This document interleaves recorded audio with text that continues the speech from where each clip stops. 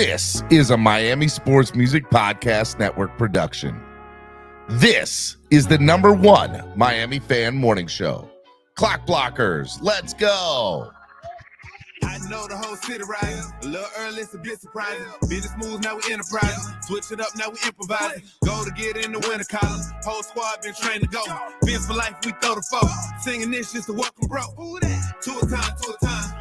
Time to grind, time to shine. To a time, to a time. To a time, to a time. To a time, to a time. Time to grind, time to shine.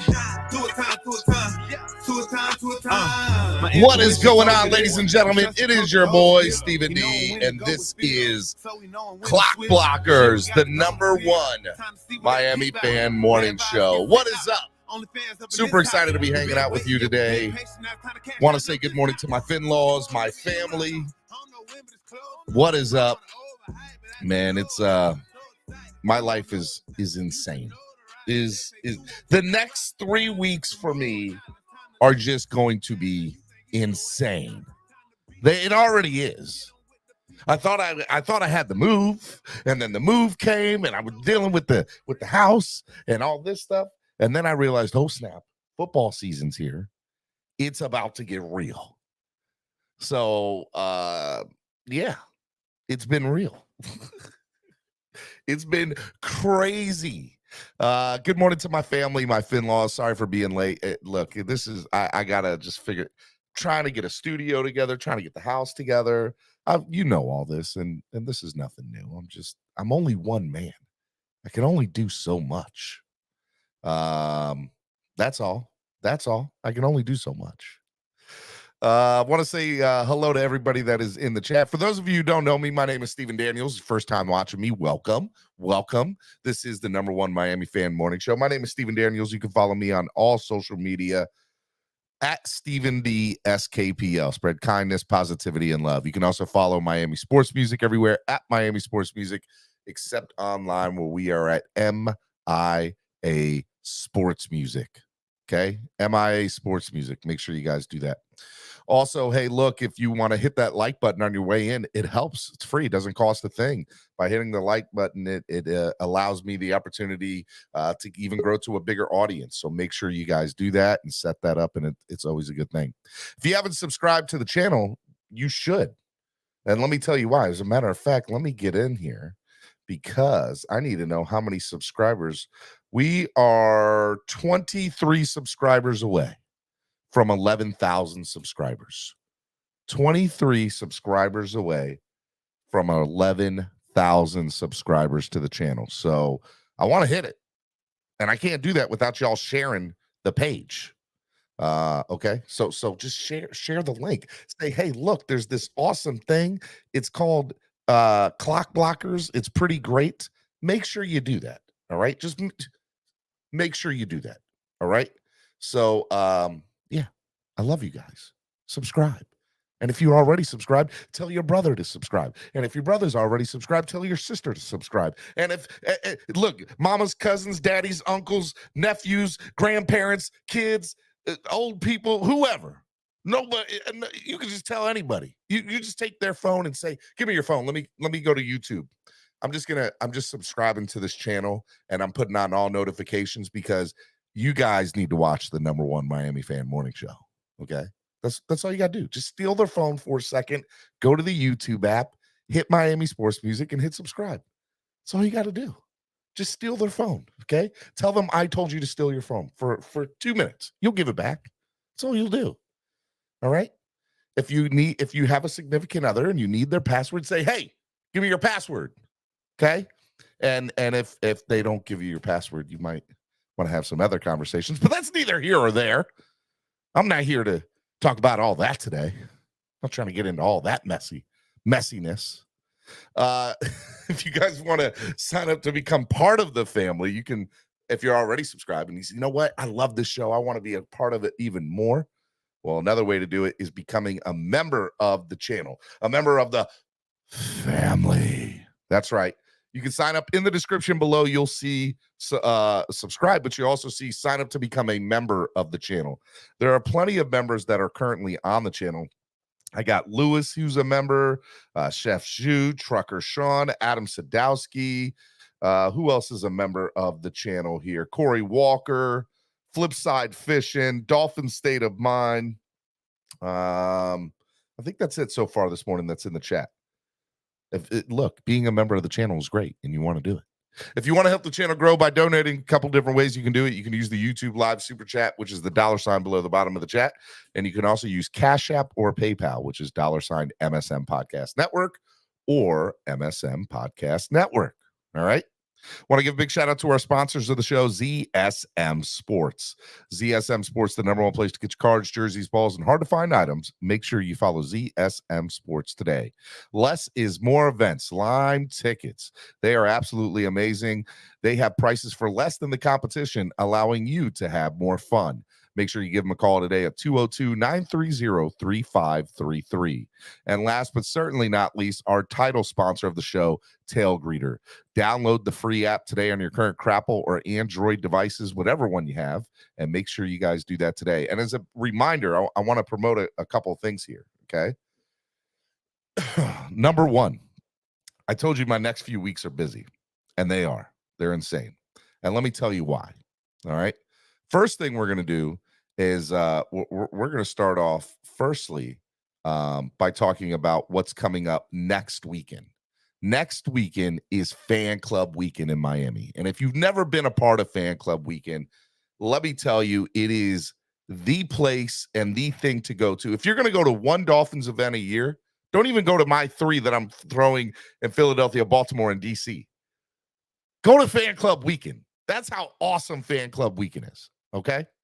Fan Club Weekend is fans from all over the world come and they descend onto the Dolphins weekend, and it's great. And let me tell you how it's going to work this weekend. So this weekend is going to be great. We're going to have a meet and greet that Saturday, okay, the October 14th. Now, I'm going to get into more of that here in a second. It's going to be at Bow Campers. It's going to be in Fort Lauderdale. It's going to be a lot of people that's, with this. It's going to be good times. But the day before, and I'm going to get into the rest of Fan Club Weekend here in a second, I'm going to give you more details, is Friday, which means just like this week, this coming up Friday, we're going to have Spread Kindness Friday live in South Florida from Dirty Sportswear. That's right. We're going to be live at Dirty Sportswear, one of the friends and sponsors of the show. Dirty Sportswear is absolutely amazing. We're gonna hang out. We're gonna have a lot of fun. There's going to be food, games, prizes. The event's going to be catered by Hangry Owls. That's right. Aldo, one of the listeners of the show, who's got the best sub shop in South Florida, is coming in with breakfast sandwiches and subs and everything. So he's going to be there probably a little bit right after the show starts, and he's going to have food. So we're going to have food there for you guys. So come out. Dirty Sportswear has all the stuff that you see rocked by East 32. It's all made by Dirty Sportswear. It is the best place to come get any clothing needs that you need in South Florida. Dirty Sportswear is the place to go. But they have a little section that's like a AstroTurf in the middle, and it's got graffiti on the wall, and it's just an awesome little setup they have there. And we're going to be there. We were there last year. We've done it the last few years there, and you never know who's going to stop by. We've had Mike White's dad stop by. We've had Mo Vaughn, former Boston Red Sox, stop by while we're doing the show live. It's been a lot of really cool people there. So that Friday from 9:30 a.m. Eastern Standard Time to noon, we're going to be live there. Cameron from East 32 Dolphins Tailgate's going to be there. Solo D's going to make an appearance. Nando Talk is supposed to be there. Tamaris is going to be there, and many more. And a lot of fan clubs from all over the world are going to stop in, and we're going to promote them. The Worldwide Dolphins clubs are going to be there too. The people that are putting on the Fan Club Weekend. As part of Fan Club Weekend, all Dolphins are invited, so we hope that you guys come out. Now, I do want to let you know that we're probably going to have an RSVP set up for that a little bit later. Probably later on this weekend, I'll have an RSVP set up on Tailgreeter, but just be on the lookout for that. Now, Fan Club Weekend itself is going to be amazing. That next day on Saturday is the meet and greet, and the meet and greet is going to be done at Bow Campers in Fort Lauderdale. It's going to be amazing. It's from 3 p.m. to 7 p.m. Do not get there get there at 3 p.m. Do not show up before. I cannot stress that enough. We have to set up and we need the space to set up.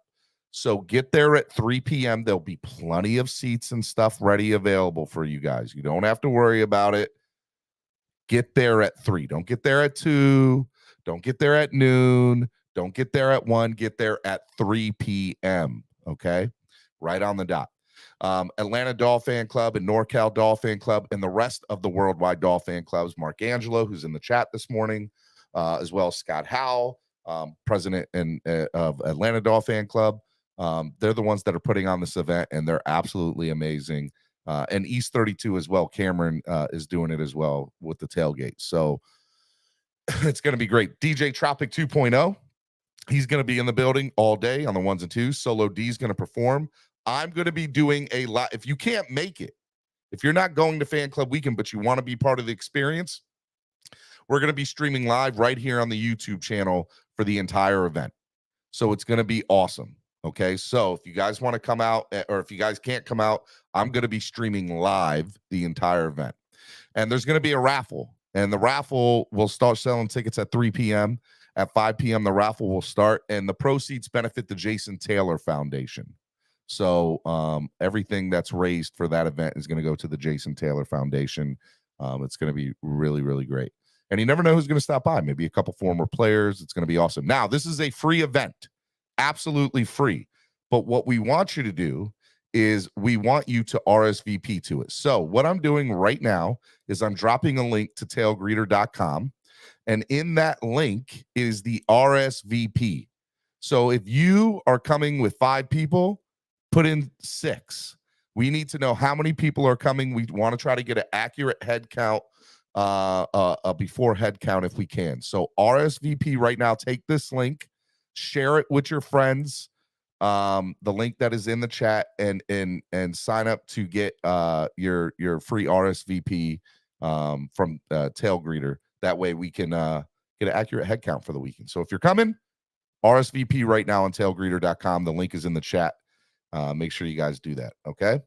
So it's going to be a lot of fun, man. We're going to have a good time. It's a free event. Doesn't cost anything. Feel free to come out, bring the family, bring the friends, bring the kids. It's going to be good times. And I'm looking forward to it. So just remember, Dirty Sportswear on Friday, Fan Club Weekend meet and greet, or meet and greet on Saturday, and obviously the most amazing tailgate on Sunday morning. And you can also go to tailgreeter.com, type in East 32 Dolphins tailgate. And when you type in East 32 Dolphins tailgate, find the Carolina Panthers game. That is Fan Club Weekend. You can buy tickets to the tailgate at tailgreeter.com for the tailgate. That way you can get all inclusive. All you can drink, all you can eat. It's going to be a lot of fun. I'll be there live streaming the pregame show, the Tailgreeter pregame show. It's going to be good times. Okay. All right. I know I just gave you a lot of information. Last piece of information I want to give you. The following weekend after that is the Philadelphia game, the Sunday night game. Okay. And Miami Sports Music and Tailgreeter is putting on an awesome tailgate and called the Philly Phinvasion. Okay. Now, the Philly Phinvasion is going to be absolutely amazing. We are absolutely sold out of game tickets and game bundle packages. No longer selling tickets to that thing. Okay. I want you to RSVP for the Saturday night meet and greet. It's free. We have over 200 people as of this morning. 200 RSVPs for the Saturday night meet and greet. It's going to be awesome. Okay. Now, the cool thing about the Saturday night meet and greet is we're still going to be able, as long as we have enough things, there's going to be raffles. There's going to be just tons of stuff. And it's going to be amazing. Now, we have a limited number of tickets left for the tailgate and bus tickets to and from the hotel that we're affiliated with down the road at the Holiday Inn. We have no more group rates for the Holiday Inn. They're sold out. But if you want to go on the bus back and forth, we have that there. Limited number of tickets left. In the description below, you will see the link for the Philly Phinvasion. Get them. Go. The tailgate is all inclusive, all you can drink, all you can eat. It is right next to the stadium. We have our own security. We're expecting 150 to 200 people at the tailgate. That's how big the tailgate's going to be. And it could be even bigger if we keep it up. So make sure you guys do that. If you're coming to Philadelphia, get your tickets to the tailgate. You'll be safe. It's a safe environment. It's 1 block away from the stadium. You can't beat it. And we got security there and everything. It's going to be good times. It's going to be a nice setup. It's going to be a great setup. All right. That's what I've been doing. I've been making all this. I've been just working my butt off. And another guy who's been working his butt off is my co-host on Fridays usually. He has the best newsletter in the land, Dolphins Weekly. If you don't have it, you need to get it. Here's the QR code for it right now. Take that QR code. If you haven't signed up for Dolphins Weekly, it's a free Dolphins newsletter. It has all the information that I just said, as well as a lot more from around the community here in Dolphins land. Without further ado, let me bring in my co-host of the day, Mr. Jason Sarney. Good morning. Morning, Steven. Morning, Dolphins out there. A lot of information this morning, Jason. A lot of info because, there's a lot going on. A lot going on in the Dolphin world, and our Miami Dolphins are coming back home after it was a straight beatdown in Buffalo. And you know what? Sometimes in football, you need that. Batman just wrote, all set, Stephen D. Just RSVP'd the whole squad for the Saturday night meet and greet for Fan Club Weekend. Shout out to you, rock Batman. and roll, Batman. I'm excited about that. Hey, normally on Fridays it's just me and you, but for about 20 or 30 minutes, I got the vice president of one of the most awesome fan clubs in the land. Some might say maybe one of the best because they're in enemy territory. Let me bring in this awesome gentleman. I'm pumping him up so bad right now. Let me bring him in. I love him. Ladies and gentlemen, Mr. Eric Carrier from Southern Fans of New England. What's up? What's up? What's going on? Nada. What's up with you guys? I am chilling, baby. I'm chilling like a villain. You're my man's drink. Say what? A lot of information. I know, man. It's so much. Like yesterday, I literally had phone calls with Scott Howe, Solo D, Ryan Keeling from Valley Fanatics, who's also helping me put my our tailgates together, the Miami Sports Music Tailgreeter tailgates together. And I was texting about 1 million people. And this morning, I went to bed last night. I wasn't feeling that well. Had to take some medicine, and it knocked me out. And I woke up a little late this morning, and I just was dragging. But yeah, it's a lot of next 2 weeks are going to be crazy, man. Are you coming down for anything? Are you coming down for Fan Club Weekend? I am actually not Fan Club Weekend. I am flying out tomorrow morning. You're going to the Giants game this weekend. I am going to the Giants game. Bringing my wife and son down. They've never been to a game at the stadium, so it'll be Jackson's first time seeing the Dolphins home game. That's awesome. Eric, document that stuff. Eric, get me a picture of a first time. Yeah. Seeing it and stuff. We'll feature it. Yep, for sure. He just found out last night that he was going. He had no idea this whole time. Did he lose his mind? He kept asking us, Dad, can we go to the trampoline park this weekend? Can we go play baseball this weekend? Can we do something this weekend? And I'm just laughing. And then I was like, how about we go to Miami this weekend? He was like, okay. But what about the trampoline park? And I was like, I don't think you understood, buddy.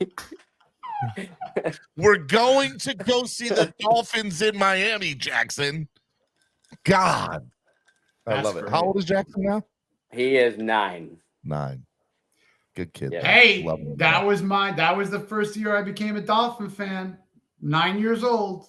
1990. Hey man, I just want to say, Kevin Lee, thank you for the $5 donation. He said, "What's good, Stephen D? Let's go spread kindness Friday. Ready for 4-1 this Sunday." I appreciate the donation, Kevin Lee. Thank you. I agree with you. Lewis, my brother, says he's been a member for 15 months of the channel. He said, "Become a member. Let's effing go Miami sports music." I like it, Lewis. I like it. Put two together. Hold on. What you got there? Is that cheetah and salty Tua?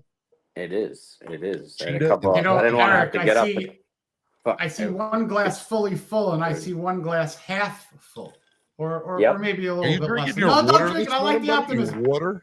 I am drinking my water. Water. Distribute say the water? water so Tyreek and Tua are both, No, I'm just kidding. Don't make a mess. Don't make a mess. All right, Say now we're in optimism. Okay. 2 glass half full situations. Now we're Okay. talking. You're kind of a glass half full guy, are you? Yeah. Let's not leave that. So yeah, flying down tomorrow. Gonna hang out. Might do little Miami Marlins Stadium tour tomorrow. Hold up. Breaking news. Breaking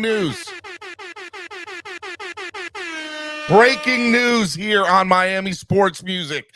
Ian Rappaport is reporting breaking news right now that the Chicago Bears are trading wide receiver Chase Claypool to the Miami Dolphins. Sources tell Tom Pelissero and Ian Rappaport. This ends the prolonged drama and gives Chase Claypool a fresh start. They have tried to trade him since last week after he was a healthy scratch. Now everyone moves on. Ladies and gentlemen, breaking news here on Miami Sports Music on Clock Blockers. Chase Claypool is a Miami Dolphin. Wow. Now, wow. I'll tell you, just to jump in here, I'll tell you, this specific trade, no. The team it's with predicted. Because, by the way, one, it's just a swap of late round picks. That's it. Just beautiful. a swap of late round picks.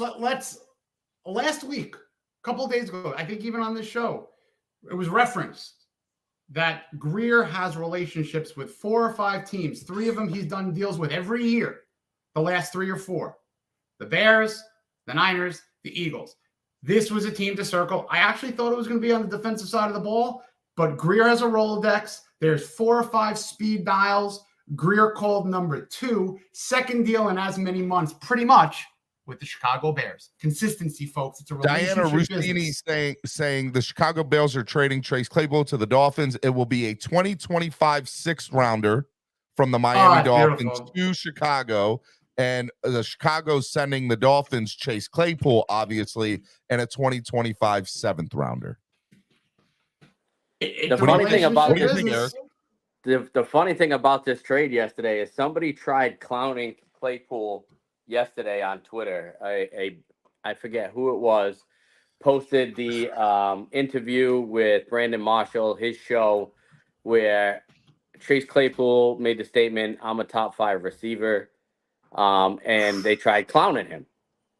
And Tyreek reposted it and says he's just a guy who's got confidence in yourself just like you did. So it's funny that now Tyreek stood up for him and now he's teammates with him. Dude, so number one, I breaking news here. Chase Claypool traded to the Miami Dolphins moments ago. I am very surprised. I think is my first thing. We traded for a wide receiver. That is not necessarily the trade I was hoping to see. I want to see a center. I want to see a real center. I was hoping maybe Chase Claypool and a center to the Dolphins. But I have to admit, I sneakily love the trade because I think it's a steal. I think it's a straight steal. I promise y'all right now, there is not another better GM in the NFL at trading than Christopher Greer. Chris Greer is the best GM in all of football when it comes to trades. And it's not even close. It's not even close, Jason. I mean, listen, with this is a great situation of reactionary management. I'm making up a term. I don't care. Because Greer's going to look at the waivers. He's going to look at what's going on around the league. And the relationship between the Bears and Claypool was over. It was severed. It was in the trash. So Greer's going to go into his scrap heap and pick up a phone call to a guy who he's made a Feeney deal with, made a Jakeem Grant deal with, made an Adam Shaheen deal with. And this is all within 3 years. So he's now averaging more deals in the last, years, if you really want to decimal it, because less than 4 full years, 3 full years almost, he's making 4 deals with one team. Also, look at right now until the trade deadline, the Niners, the Eagles, and the Texans. If they're going to make another deal, it probably will be with one of those teams because I think he's just used to dealing with them. And we just see he just stole a wide receiver from a team who need not chase Claypool. Two receivers get hurt for us. Boom. Here's the other thing about the Chase Claypool trade now. So the one thing that I think is very interesting when it comes down to it is that the Miami Dolphins have insurance at the wide receiver role now. That's one. Number two, the other thing that I think is great is everybody says, well, Chase Claypool, he's overrated. He hasn't had some good years. He's, been a problem, X, Y, or Z. Chase Claypool's coming into a situation where, I mean, let's be honest. Let's call a spade a spade. He's going to be the fourth wide receiver here right now. Well, from a skill standpoint, he could slide to 3. He could, especially look. I guess. All right. Let me ask you this question, Jason. River Craycraft doesn't get hurt. Does this trade go down? No. I don't think him or Easy E get hurt. This trade doesn't go down. I think correct, and I think that if you're looking at Claypool, and if you have to say, do your best, Eric Ezukama imitating Deebo Samuel, how we want you to play the X amount of snaps in this offense. So you have to really go to Chase Claypool and say, we have a 1, we have a 2, we have a borderline 3. Know your role. And if he could do that well, I really am excited about this. I'm not expecting 14 targets a game to Claypool, but I'm expecting production, efficient production. What happens? All right. So all right. So I'm seeing a lot of things here. Even Nikki Smokes just posted this on Twitter, and I love Nikki, to be fair. But he said, I don't like this. I love our locker room the way it is. We'll see how it works out, though. And he put that. Now, here's what I want to say. He's not the only one. There are a lot of people that are in here saying this. When you have a problem person, and I put that in quotations because we don't know what the deal is with Chase. This has just been rumors of what's been said or the situation. He's coming into a situation where I have to think that the conversation, he knows that Tyreek Hill's head honcho, number one. Who's not listening to Tyreek Hill in that locker room, right? And number two, he's coming to a situation where the locker room is good. And sometimes that's what a player needs. He needs to know how a good locker room works.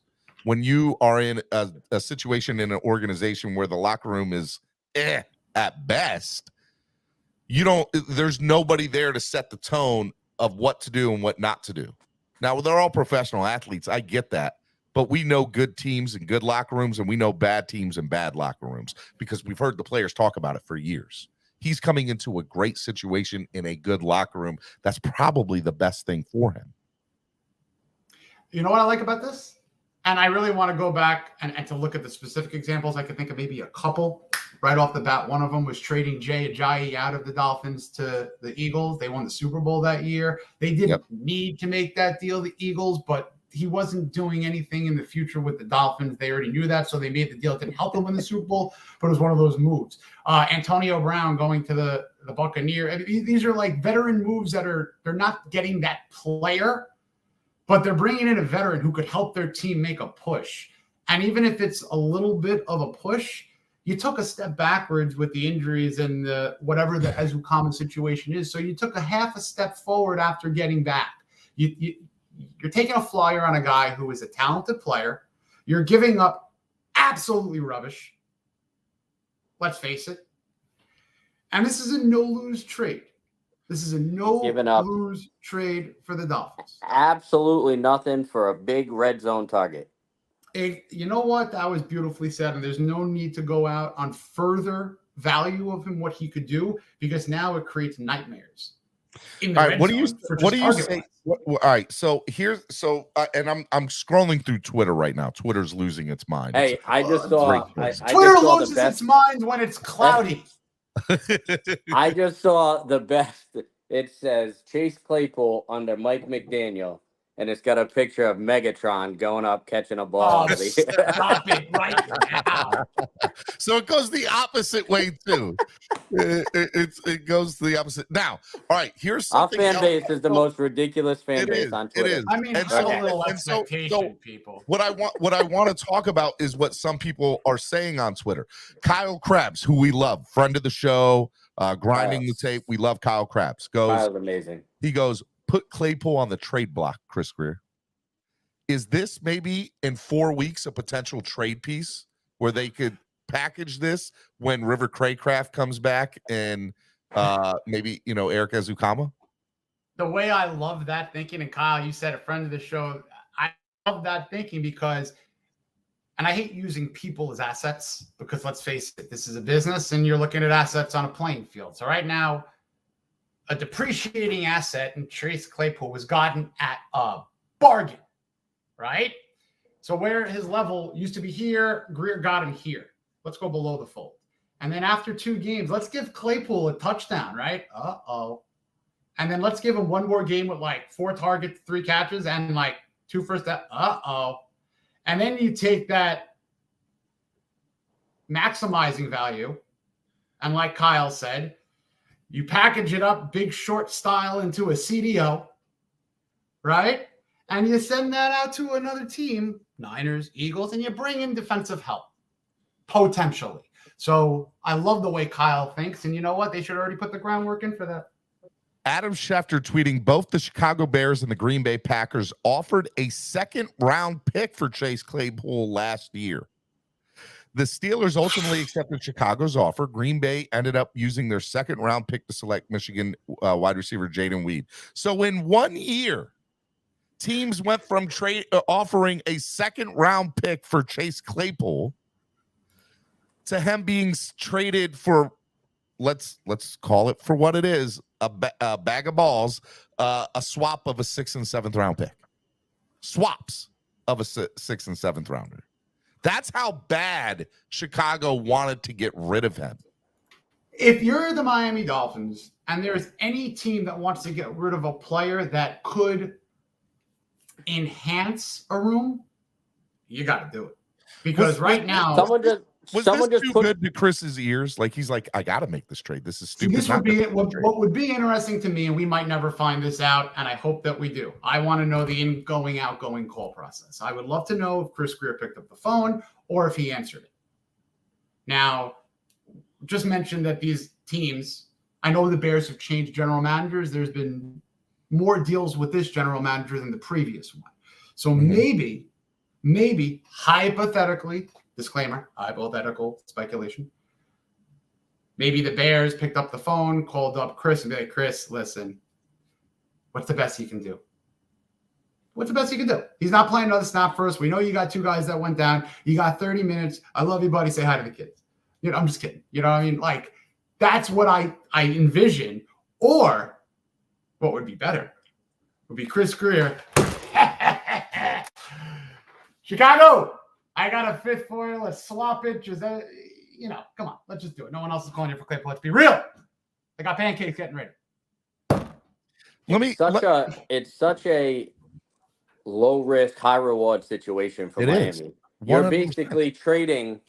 You're swapping Robbie Chosen on your depth chart for Chase Claypool. And by the way, Robbie's been pretty good. Stop it. Limited snaps he hasn't been bad. First the Broncos. Good job. What Rob brought is more scheme help too. And rings. And now you got a big red zone target who's 25 years old and is going to play with a chip on his shoulder because he didn't want to be in Chicago. So now he's going to come out and be like, look, I am still this player. Let's go. Let Tyreek Waddle do the hard work, get me to the red zone, and I'll show out.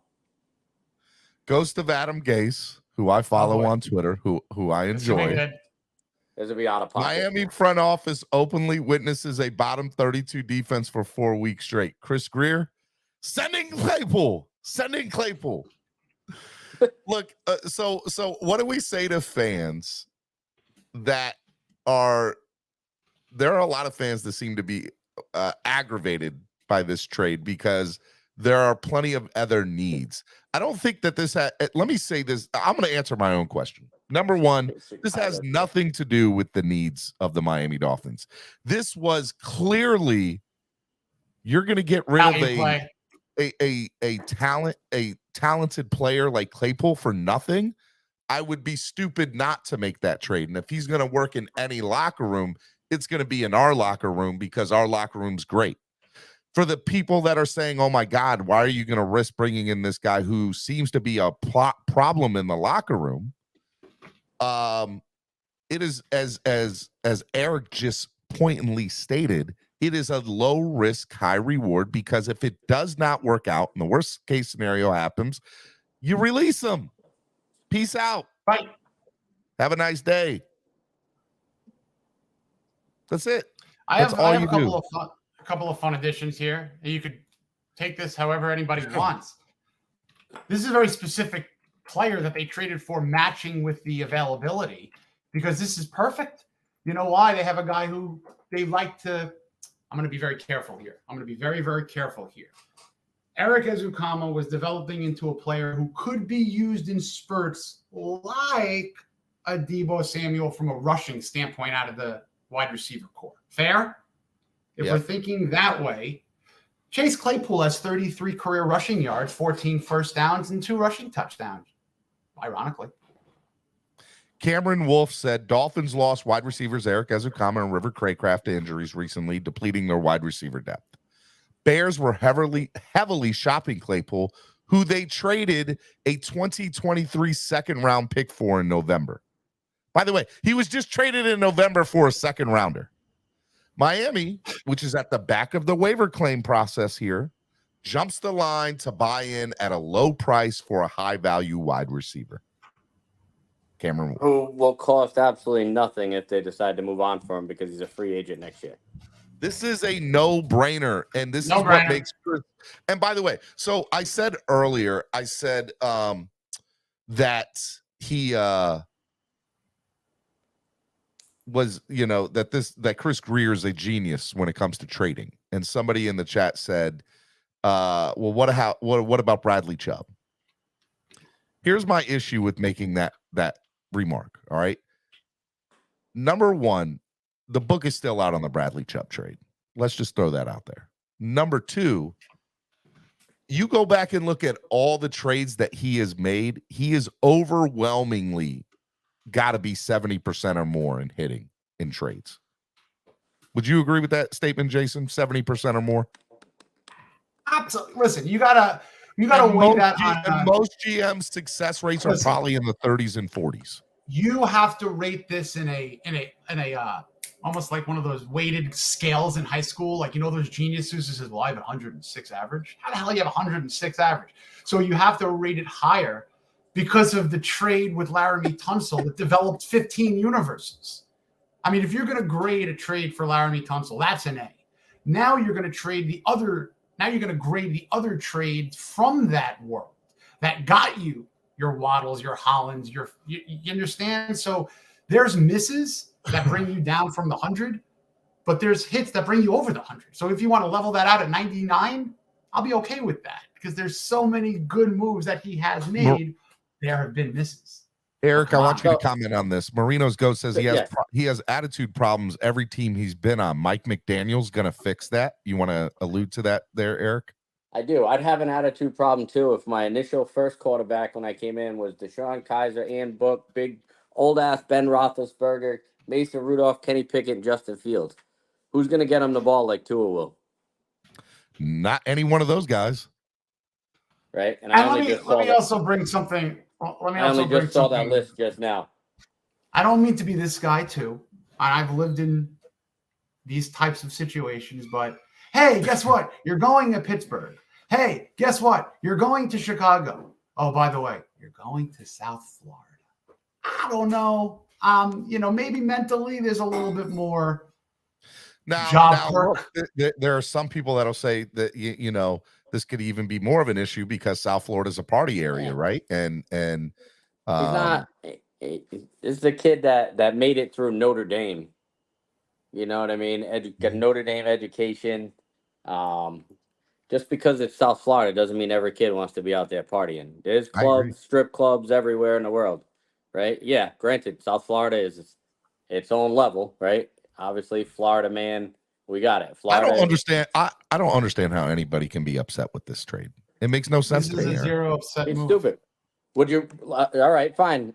Cut Claypool out. What are we going to activate? Freddie Swain, who we just signed up the practice squad yesterday. Is Freddie Swain better than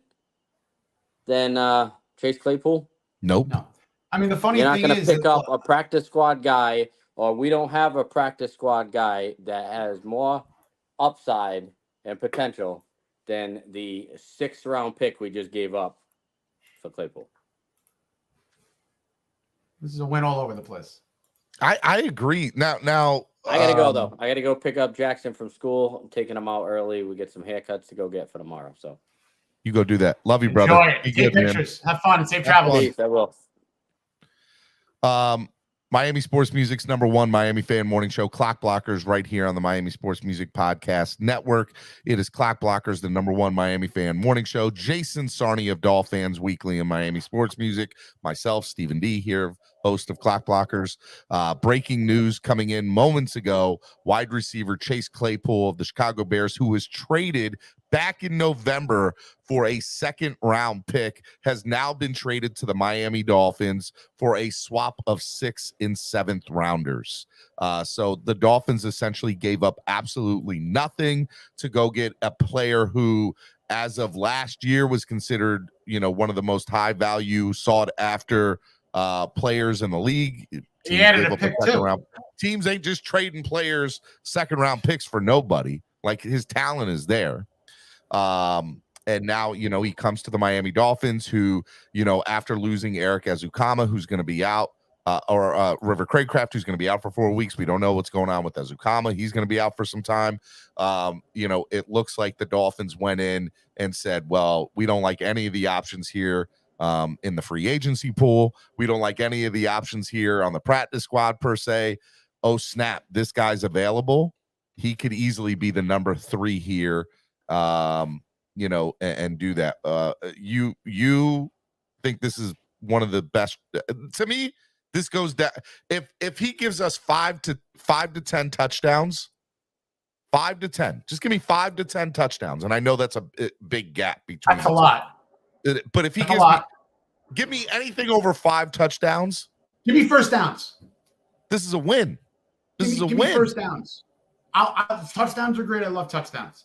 We have touchdown scores. We definitely do. I'm not saying I don't want that, but if I'm going realistic expectation, I'm looking how he can move the chains potentially. And if he could be that red zone threat, phenomenal, Steven. To me, this is a Wes Welker, go get him situation. Sit him down, talk to him, let him know the deal. Because I think he could be that coach for him. I really do. He's done it. He's won. Let me ask you, where does Braxton Berrios end up in this situation here? What happens with Berrios now? Nothing tremendously divergent of what he's been. He's been a reliable guy. 16 targets, 13 catches, and a touchdown off last week.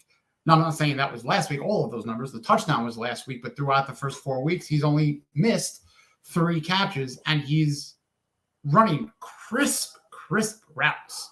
Really, really like the way he's playing. So I don't think that he is going to be horribly affected, but I don't think he's losing the role at the moment from what he's shown so far.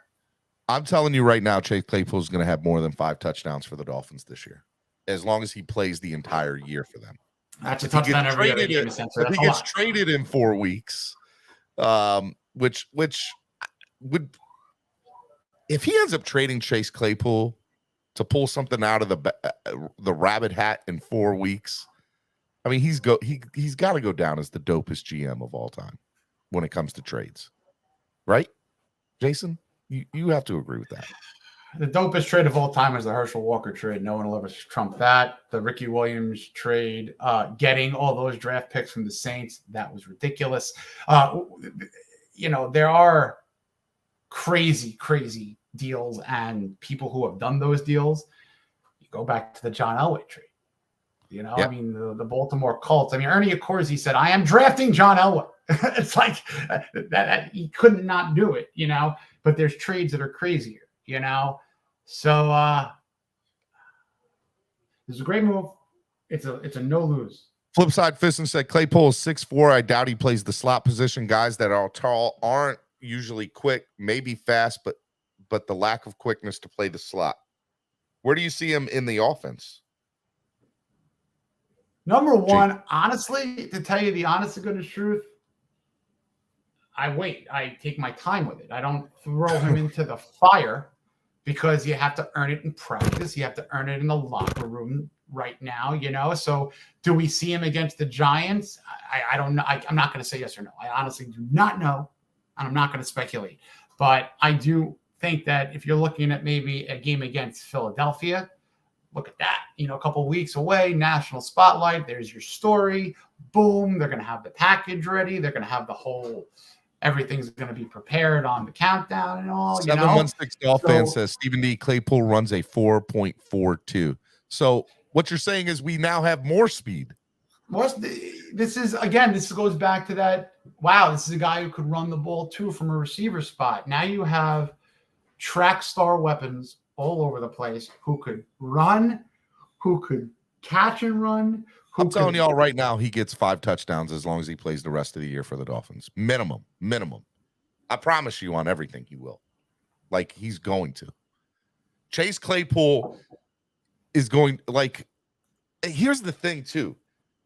I said in the preseason, what defense is going to look at this and say, I got Tyreek Hill on one side, I got Jalen Waddle on the other, and now you put Chase Claypool in there? Nobody's stopping this. Nobody except ourselves. The only way the Dolphins lose is if they beat themselves. That's it. That's all there is to it. They beat themselves. You know what I would do? You know what I would do? I recoup the pick with trading Cedric Wilson now, too. Send him. You don't care where? No. But he renegotiated his contract. It's not that big a deal anymore. Now, I would like to know how the money's going to work for us in the Claypool deal. See, here's the thing about the money with this thing. I don't care if it's like somebody go to Spotrac, one of the listeners, and let me know what his contract was this year. I'd be interested to know. I think this is a win for the Dolphins. This is a no-brainer for the Dolphins, and for everybody who's saying, well, what about when it comes to the Dolphins, what about when it comes to center in the defense trading for, this has nothing to do with it. This didn't stop us from making an additional trade later on down the road here. This does not affect the Dolphins doing anything further. 2.3 million. This was nothing. This is a no-brainer for the Dolphins. This is a smart move. And he's a free agent next year, unrestricted. Do you remember what Mike McDaniel said in the interview with what's his face when he talked about he said, Chris came to me and said, hey, Tyreek Hill's on the trading block. Do you want him? And he said he couldn't get out the words fast enough to say, go back to the phone and go get him. The same thing happened here. Hey, Chase Claypool's available. Do you want us to go get him? Yeah. Please and thank you. Greer tends to be a little bit like that X-Man villain, the Juggernaut. When he gets momentum, watch the even serving a fresh Claypool hopium for Friday's special. I love you, Cameron. It would completely not shock me if there's another Chris Greer deal within a week. Now remember, come on, he's done this before. He's done this before. I call it the Michael Corleone move. It's you're taking care of all your business in one fell swoop. The last scene of Godfather? Out, gone. Consolidates power. If he's getting assets, if he's bringing in and freeing up things and making other rooms stronger, you have assets that you can move if you need to strengthen other areas. This team could use help in areas on the defense, and there are people on the market who might be able to do that. So you know what? If they wallow the Giants, Cameron thinks Claypool won't be on this team in 4 weeks. Look, if it's a short fix, fine. I said that is because a fan said that, and I just wanted to play out. I don't think that's going to happen personally, but I want to see what happens with this. Cameron, you're not the only person to think like that. Like, there's a lot of fans on Dolphins Twitter that are saying, "Oh, this is to package something, for somebody else here soon." I mean, but here's my problem with that: you devalued him by trading him, for the swap of 6th and 7th rounders. He's no longer worth that high value pick anymore, right? So the only way you build that value back up for him is by him being productive on the field for us. And if that's the case, why are you going to trade him anyway then? Because then he'll have been productive for us. To me, this becomes a great wait and see. It becomes a very, very intriguing. What will he do with this new opportunity? So Chris Grier gets the A for making the move. He did his job.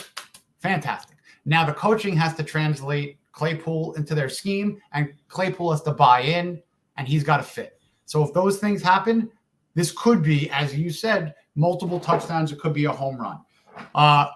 We could have fun speculating, everybody, and no one's right or wrong until it happens. That's what we're doing here, and that's what everybody is. Kevin Lee said, nothing wrong with it. Guys, he's been a member for 5 months. Shout out to Kevin Lee for being a member of the channel. You guys can also sign up in the description below. Sign up to become a member today.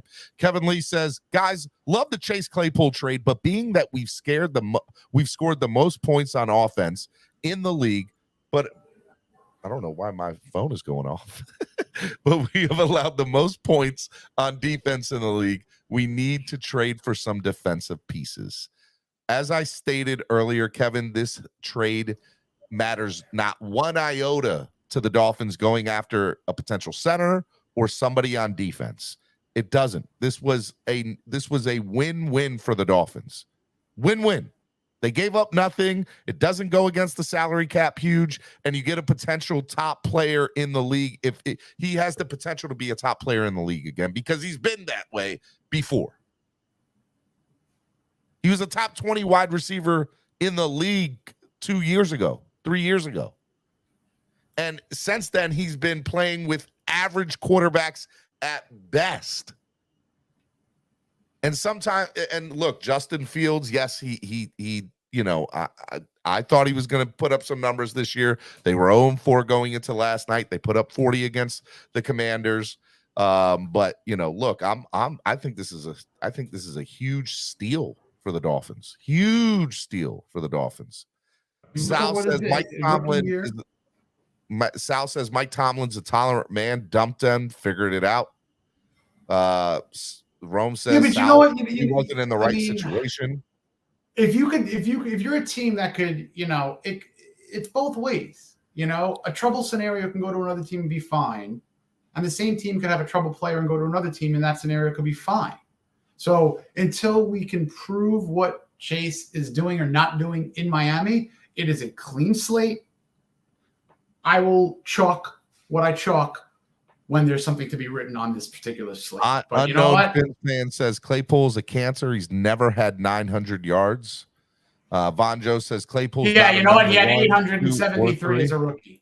He had 873 as a rookie at 9. LMAO. He's no longer a top 20 anymore. Come on now. Why are people upset? You didn't say that. I know. You said you used to be. Okay. You said you used to be. I said, I don't understand why fans are upset right now. It amazes me. This is a great trade. Understand when I tell you this trade is awesome. Is awesome. It'll be awesome when there's production, but Chris Grier gets the A because, one thing I can guarantee you that Chris Grier can't do is catch a third down and create a first down, because they're not going to put him in for that scenario. But he's going to do what he can to put those people on the field. Man, I just think this was a no-brainer for the Dolphins, and I think they stole what potentially could be a very good weapon for us on offense this year.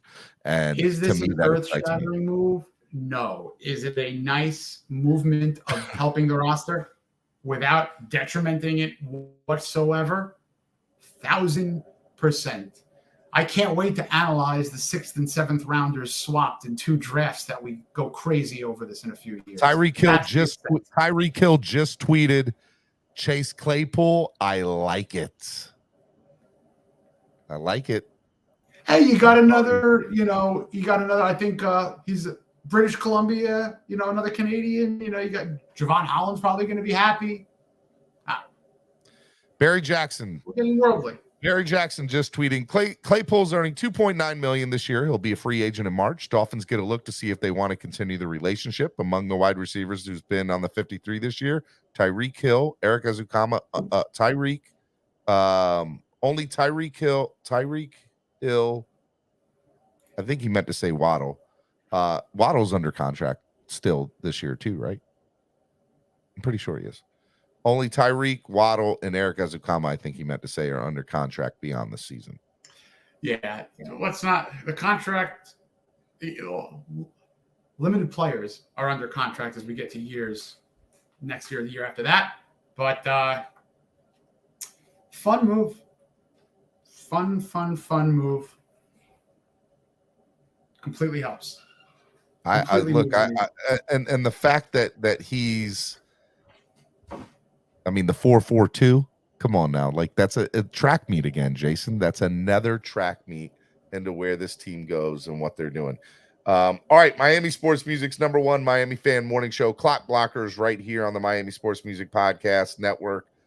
We are going a little crazy right now here.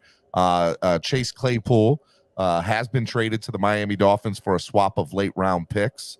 Look, it's so funny that the funny part about this show, and I love doing this show, is we had a whole thing of what we were going to do today, Jason and I, and now that's been like thrown to the side because this is breaking news.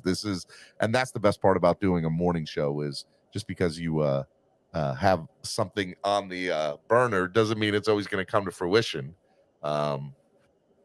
Because this is definitely the top story for the Dolphins right now. Now, one of the other things that'll be interesting that I want to dive into more is, will Chase Claypool play this Sunday? Do you think he'll play this Sunday? Do you think do you think he'll dress, Jason? What's interesting? No, I don't want to say yes or no because I really don't know how they're going to handle this specific situation. But the guy's got to get to the team. He's got to, do all the administrative situations.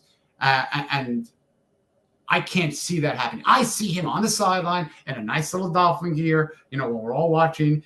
And the broadcasters will mention it. I just don't see him dressing at the moment. However, in doing my fun little newsletter this morning, I also pulled the touchdown props, and these aren't necessarily hugely significant. But usually when a player's missing, it's indicative of them not playing. Chris Brooks didn't have a prop. Now, I don't know if that's going to mean he's not being dressed or they're going to have a player elevated or come on up for this particular game. I'll give it a 4% chance that that's Chase Claypool, or even there's some validity to the Chris Brooks not being on a freaking touchdown prop. But I can't see Claypool smartly playing this week, when really it could just be a Carolina or road game against Philly. But to tell you the honest to goodness truth, yes, Kevin Lee, thank you for the donation. But I would absolutely, if there's a chip to guess, I would love to go on the Kyle Crabb chip and say that there's going to be a robbed Peter, package pay Paul scenario and enhance further. Kevin Lee says, I agree with Jason to Miami needs to package a deal before the trade deadline for more defensive pieces or even one or two offensive lineman pieces. We got to play better versus better teams on defense.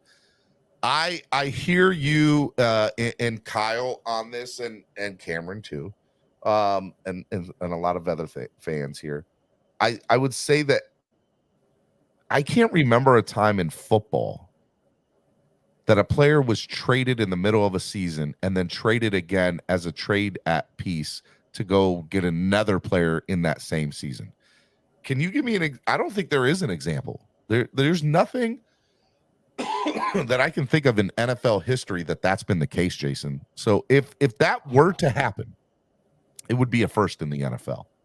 It would be a first that I can think of that it's ever happened. That's why I have a difficult time believing that that's the case. Because but if anybody's going to do it, it's going to be it definitely could be him. Everybody's saying that this is an indicator that Eric Azukama and River Craycraft could be out for the year. I know that they, which sucks because I thought River Craycraft was going to have a hell of a year. Y'all know what I said, but to get hurt like that last week sucked. But maybe Chase Claypool, comes in and makes that big of a difference.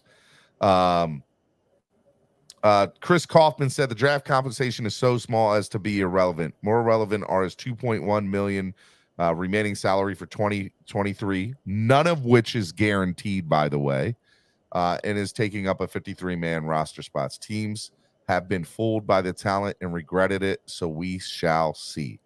So the 2.1 that's remaining on a salary is not even guaranteed. If the Dolphins release him, they owe him nothing. This was a no-lose situation for the Dolphins. They don't lose. I like it, man. I like it a lot. All right, Miami Sports Music's #1 Miami Fan Morning Show. Clock Blockers right here on the Miami Sports Music Podcast Network. You know what? I want to get the fans, a couple fans' reactions. So one at a time. I'm going to bring on a few of you just to get your reaction on the Chase Claypool trade. I'm going to drop the link in the chat right now. Jason and I want to hear from you. It's always good to get a fan's perspective from this. This is a show made by the fans for the fans. So what I'm going to do right now is I just dropped the link in the chat.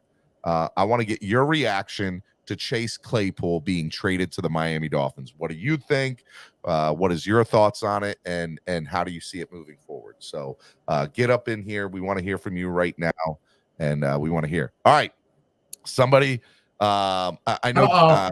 I know this is a collection drop. All right, let me I'm gonna bring you guys on quickly because I know we got a few people in the back, so I'm not gonna keep everybody on for long. All right, Von Joe. Good morning, Von Joe. How are you? Hello, Steven. Hey man, you look good this morning, by the way. You just come from work. He's going storm here. He's going quiet storm. I know. Hello, Jason. Good morning. I'm all ears. Hello, Mr. Joe. Hello, sir. You know why people are losing it in the chat? Yes. It's because you guys are overhyping this nothingness. I am overhyping it. I don't know if Jason is, but yeah, like you usually do. You overhype nothingness. But there's. But what? No. You know what? You said the key word, but. That's what this trade is. It is but. Why? Okay? And I'm just avoiding the swear jar by saying that. Joe. They gave up absolutely. It is cheeks. You know what they gave up? They gave up a roster spot. That's way too much. That's what they gave up. A roster spot. To a player. They gave up a Parmesan cheese crisp. And that's way too much. We could have used that trade further down the line for a bag of Doritos. So let me ask you something, Von Joe. Would you rather have had a waiver wire pickup of a free agent at wide receiver or Chase Claypool? Yes. At least I know that waiver wire free agent is not going to be a locker room issue. He's going to come in and give his all. He was in Pittsburgh. The best locker room right now in the NFL potentially. He had Tyreek Hill. Okay, and what that mean? The same Tyreek Hill that was slapping on Fisherman's? Stop it. Anyways. Oh my God. Anyways. You really brought that up? Yeah. Since you want to take it there. Anyway. Came on and said, no, Tua's great. Tua's amazing. Tua's awesome. By the way, Tua's an MVP. Please, Steven, let's not go down that road because we could go down a dark path. Let's leave that out of it. Again, he was Claypool was in Pittsburgh and is the coach of Pittsburgh. Is he known as a guy? No, Tomlin. It's Tomlin that guy. I love Tomlin. I like Tomlin a lot. He's a players coach and he is known to be a father figure to his players. Yep. And developing players, but he couldn't work out there. No, you think that man doesn't get I'm sure he's got people that he couldn't work out there. He goes to Chicago where there's zero weapons. Chicago has zero weapons, and they still said, "Listen, we rather get rid of you. We rather get rid of you." Goes off on the goes off again and does great because again Chicago. Okay, they have more. Who else they have? You know, the one thing I'll say about Von Joe is he has come up here before and said that he was wrong. And I'm telling you, you're going to say that again. You're going to say that again on my show. Yeah, sure. And again, Chicago rather sit there and get a Walmart worker at the receiver position than him. Chicago's you going something about the absolutely Pittsburgh. nowhere. So if he comes here, if hold on, is he come here? Is Chicago he just number? won their first game So last night. is Claypool number 1 here? No, Is he number 2? No. Is he number 3? Probably Probably not. Maybe he could, but No, probably I'm gonna go not with Jason. I'm gonna go with my upper right. That's Jason. I'm gonna say no, Steven. No. He could be. He's not. He's not even on number 4. You know who's our number 4? You know who's our number 4? Our tight end is our number 4. You know who? He's not even number 5. You know who I'd rather throw the ball to before I throw it to Claypool? I'd rather throw it to Ashan. Okay, I'd rather throw it to Mostert. That'll probably fumble the ball again. I'd rather do all that than throw it to him. I can't believe that people are mad. All right, Vonjo, I got other people to go to. I can't just be. I don't care about those other people. Put me to the side and bring them on also. No, I'm bringing on one at a time, Vonjo. Wait. Can I just say this? Yes, go ahead. Just because I've always wanted to. Vonjo, stay here. We'll put him in a bedroom. Couple minutes. Put him in a bedroom. Yeah. Gotta go Bronx Tale here. Because come We're on. gonna stay here. I need to be the balancer here because people, you're overhyping this. We need a counterbalance. Listen, Yeah, but I can't have you overtaking it. I got to let other people get their words in too, Vonjo. I will mute. I will stay muted. I'm good. All right. I'm good. I'm loving the demeanor. This is me calm. All right, let me bring on the next guest. Mario. Good morning, Mario. What's up? Morning. Thank you for your service. I see there. Thank you for your services, Mario. Thank you. I'd rather put Mario in than Claypool. This is your first time on the show, isn't it? It is, yeah. Well, thank you for watching and thank you for listening, man. I'm super excited that you're watching and listening. What is your thoughts on the Chase Claypool trade this morning, Mario? I want to know what's Mario's 40 time.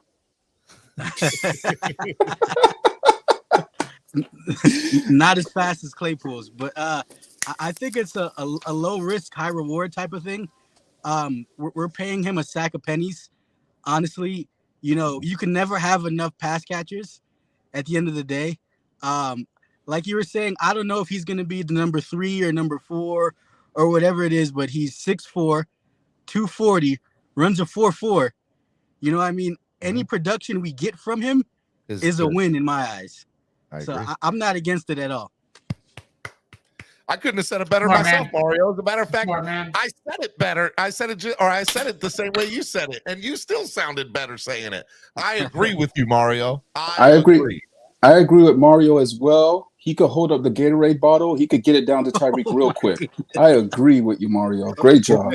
Fantastic. Joe says that we're paying him $2.1 million to hand Gatorade to the rest of the wide receivers. Hey, clearly. There's nothing that I enjoy more in a joking way that when fans complain about how billionaires spend their money within the salary cap. There's nothing that makes me happier or joking in my mind that I'm okay to pay Christian at 20, but 21 is ridiculous. Mario, where are you at right now? Where are you calling from? Fort Carson, Colorado. All right. Well, shout out to Fort Carson, Colorado in the building. Sounds cold. That place sounds cold. Are they okay in Denver? Are they okay out there? Are they over it yet? Are they okay? I've spent the last week or two rubbing it in to every Broncos fan that walked within 6 inches of my face. Good for you, Mario. They're not over it. And I don't want doing the Lord's work. You're doing the Lord's work, Mario, and we appreciate doing the Lord's work out here. You're out here moving mountains, literally in Colorado. I love it. Mario, thank you so much for coming on, and thank you for your service. I want to see you up here again. Yes, sir. I'll be back. You should come up here on a Wednesday, Mario. Come up here on a Wednesday. Thank you for your service, Mario. Thank you, guys. Yep. I love it, man. I love when new listeners come on the show. It's great. It makes my day. It makes my day. So thanks to Mario, we know that we have a real tall, real fast Gatorade water boy. No, Gatorade. Gatorade? Okay. I was just gonna go with water. All day. What's up, Lakers? What's up, man? What's up? You know what I'm saying? Listen, y'all. He'll be our power forward. Hey, listen, y'all. We need somebody like Claypool. You know what? Look, we have small wide receivers, right? So Claypool is that red zone threat, that deep threat, that dude that can catch the ball. You know what I'm saying? Like, he's quick. You know what I'm saying? Like, at Pittsburgh, right, he was playing really good. I don't know what happened over there with Pittsburgh and the Bears, but now we have Claypool. So now we just need to see what he can do with Tua and see what he can do with offense. And now we have a red zone threat. You know what I'm I'm gonna saying? So tell you you what. should be happy. I You should be happy now. I think that I would agree with you from what you're talking about, but Mhm. I also think that it's worth the trade because we gave up nothing for him. And if Yeah. and that proves to be what it is, this works out in our favor. And if it doesn't, to Von Joe's point, we didn't give up anything. His contract is not guaranteed. Yeah, We but gave up a roster spot. Oh my God. For what, 2 or 3 weeks? yeah, bro. Come on Like, now. but I on. feel like If we have now. to say goodbye to Chase Winovich for a week, are you going to be okay? Who's Yeah. picking up Chase Who the hell Winovich? is that? But Exactly. but here's the thing, Steve. Hold on. So how big is Eazy-E? Say what? Is Eazy-E? He's a big receiver, isn't he? I don't know his. I don't know. height and He was a possession receiver. Let me help. He was known as a possession receiver. So Yes, hold on, Cedric- wait. Hold on, Cedric. Using Hold big on. weight. Cedric You're using Wilson. him? Cedric Wilson. How big was he? Different players. Cedric Wilson, Chase, and Easy. They're different And players. Eazy-E? Yeah. You know what? They're all big receivers we don't use, and we're not going to use. Yeah, you're right about that. You're right So about that. Is on the coach. you know what? Out of all the stuff you just argue, Von Joe, that's one that I'll hear from you because That's one. it is because look, I mean- we here's the thing: Gesicki, tight end, but you know how I felt about him. He played from the wide receiver. Steven, this is position why a lot. people throw pickles at you. Well, that's fine. I don't. So wait, Cedric what? Wilson 6'2", Eazy-E 6'3", Chase Claypool 6'4". So we're going up the ladder, which is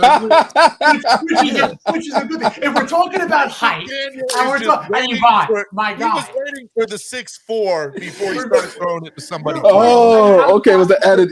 Okay. Cedric, 6'3", Okay. So now- and what's higher than 3? 4. So this is gonna be a pause moment. So we needed an extra inch before we could use it, right? Hey, Pause. We're 2 inches. Okay. We're 2 inches. Listen, bro. Okay. Lakers all day. Hey, Go ahead and I'll tell finish up your statement. I know. No. Go ahead, man. All right. So look. So now we have Claypool. We could put Waddle or Hill in the slot, and that's good. You know what I'm saying? And now low key we have a mismatch now. You know what I'm saying? We got A-Chain, and now we have Claypool, and now our offense is. I feel like our offense is. In my opinion, are there's complete. nobody that can stop It's our complete offense now. except for us. There's That's what nobody I'm that can saying. stop our That's what I'm offense. saying. I feel like our offense is complete. Listen, here are my concerns. Von Joe, I'm talking about concerns. You're gonna love this. I'm talking about Why is he concerns. laughing? Because Von Joe is a hypocrite. He's a hypocrite. Here are my But go ahead. concerns. Man. With this offense, what I need to see more consistently is 3rd and short pickups simplistically and red zone points in terms of touchdowns and not settling for field goals. Claypool could help definitely with one sporadically with red zone targets. Until That's what we I have said, that. Right. No, I'm with you. Von Joe, I just enjoy watching him distressed. I think that in terms of the 3rd down short yardage, that's still a problem. We need that. And once those two things are rectified, the only thing that's stopping this offense is the defense. That is rich. Now that we have Claypool, now Yes, our offense is it is the unstoppable. defense. No, Oh my I did not gosh, say that that. is rich. No, I'm not saying that's you, Jason. No, I didn't say Jason, that. Laker all day just said that. That is No, hilarious. That is the joke of the day. No, but listen, That is the joke. Okay, look. Let me tell you why I said that, right? Let me tell you why I said that. Go ahead. Because look, I'm muting look. Von Joe. Go ahead. we have 2 speedy wide receivers, Yes. right? You know what Yep. I'm saying? Now we have a 6'4" wide receiver, right? Yep. Tua never had a 6'4" wide receiver like that, right? So now we can use him in the red zone on 3rd down. You know what I'm saying? We can use him in the middle of the field to catch, you know what I'm saying? There's so Possession many balls. That's what I'm saying. There's so many potential utilizations for him. Yeah. With the extra inch. Oh my the God. extra You know I'm inch. done. Hey, man. The difference between Because- I can't. Thank you You know for the coming out, difference Lakers. between- Listen, it is a game of inches. You are correct. You know It is the a game of difference inches. between I'll give you that one. Being able to palm a basketball. I'm or done not with to them dunk. too. It's Don't a feel big bad. freaking Don't feel difference. bad. See, Lakers all day was done with you. Now you are too. Ladies and gentlemen, Ryan Keeling, my brother. What up, Ryan? What up? What's going on, man? How are you? Oh, I'm doing great. How are we I was doing? gonna say Ryan needs to get on camera. Yes. Look at my guy with the beard, cuz. This is the That's unveiling. symmetrical. That was Ryan, is the sideburns colored in also? Give me the side. Yeah. I got my What? bald ass head. I I My got like everything man. going. I like That's it. what I'm talking about. Two-Face in the. Okay, I like it. Two beards. Now, There just you so go. you know, we're on the phone the other night, Ryan and I. For those of you who don't know, Ryan is the president of the Valley Fanatics fan club in Virginia, Winchester, Virginia. And he's from West by God, Virginia. And he's helping me put together the tailgates in Philly, Baltimore, and DC. He's a big part of why it's happening. I couldn't do it without him. But he's on the phone with me and Allie getting his beard while he's talking to us and having a meeting. So this man is the definition of a diehard Dolphins fan. I just need everybody to know that. Are you showing up to people's houses like that? That's great, because you're in your work truck right Of course. now. What do they Yeah, of say course I when you am. show up to them? Do they say anything? Some of them don't say anything. I did convince one person this morning that this is just my natural hair color. And actually, the woman I just left was very excited and informed me that she's very good friends with Terry Kirby. Oh, okay. So she snapped a picture of me, and I think she was going to send it off to him. Virginia. We should bring him back instead of Claypool. I'll take Kirby over come Claypool. on. Kirby back.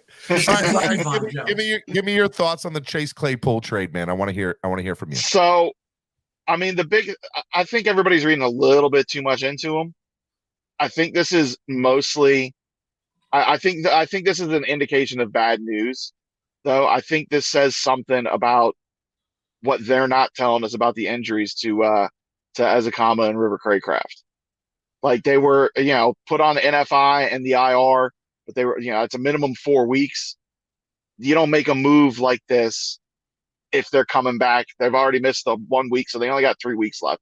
You don't make a move like this if you're only looking to replace some guys for a couple of weeks. So I think they're not telling us everything about those injuries, and that's probably what this is about. Jason, do you agree with that, Jason? Or do you disagree? I don't want to disagree or agree in terms of his thought process, Ryan. It's a very, very, very fair and plausible thought process. Mixing that and mixing Kyle Krebs' kind of speculation that maybe he's going to be packaged and moved within the 4 weeks. I could see that. I could totally agree with Ryan. To me, it's a wait and see how they handle this immediately, which is Sunday. Next week at home against Carolina, and then how they handle it on the road. In those 3 weeks, if he gets, I'll set the over-under on 5.5 catches total for 3 weeks. Are we screaming the over right now, or we just don't know how he's going to be utilized or elevated? On Joe. I don't know that.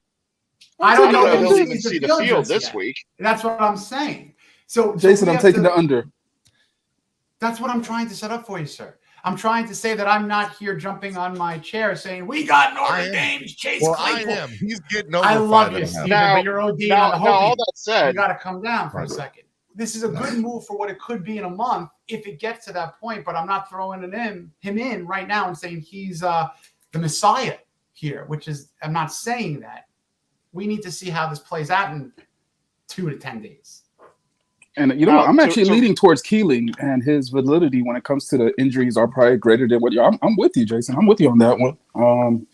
Keeling, I'm with you as well. God forbid, what if he's exactly right, Ryan? And what if, like, the reports are, hey, Mike, Chris, I can't guarantee you that River's going to be ready. I think you should handle your business properly. So you know what? If we get to the point where we can make another move, we're there. But I would definitely insure your bets. Ryan, you're probably really, really accurate. Well, and on top of that, let's not forget they just they signed Robbie Chosen up to the active roster last week as well. Yep. So that's another indicator. So maybe it was they did that saying one of them's not going to come back anytime soon, and now they got more bad news. So they had a second receiver they had to replace. And when you can go get somebody who has had success in the league for next to nothing, I mean, you make that move. It's purely a depth move. You don't expect much out of them. But maybe it pans out, and maybe he gives you that red zone target. And you mentioned before about. Hold on. Finn's rule says 6'4", 238 with 4.4 speed, strength insane, 40-inch vertical, 10 touchdowns as a rookie. He had a 4-touchdown game. 5th most athletic receiver to come out of the draft since 1987 when they started tracking it. I mean, he Go had good numbers when he was in Pittsburgh. He had good numbers and good production in Pittsburgh. And let's not forget also, he's not the first player that Mike Tomlin couldn't handle and they had to move on from in Pittsburgh. I mean, say what you will about Antonio Brown. He seems to be crazy now, but he didn't seem to be too crazy until that last year in Pittsburgh with him and Tomlin butting heads. And then he also had Le'Veon Bell. You also had Le'Veon Bell out there that he couldn't make it work with. I'll give you Le'Veon. Actually, I'll give you. You got to. Tomlin didn't work for Le'Veon Bell, but that didn't help Le'Veon Bell's situation. Le'Veon should have never sat out a year, and he shouldn't have. But the other guy, it's just the other guy. I'm gonna give that his bell got rung a little too many times because after that hit by Antonio Brown, after Antonio Brown got hit from Cincinnati, I'll say at that point he was never the same. But Ryan, I will double down on what you said. Says, no cap, Claypool might be the most physically gifted wide receiver we have right now. No cap. I'll tell you, watching that game last week, I can tell you watching that game last week, something that I did make note of while watching it was that we do not have a true red zone threat on this roster. And that's really all Gesicki was last year in this McDaniel system, was a red zone target. And how many touchdowns did Gesicki have last year? Out of 4 or 5. Yep. But they were those ones where Tua just throws it up and he's the only one who can go high enough to get it. We don't have anybody that can do that this year.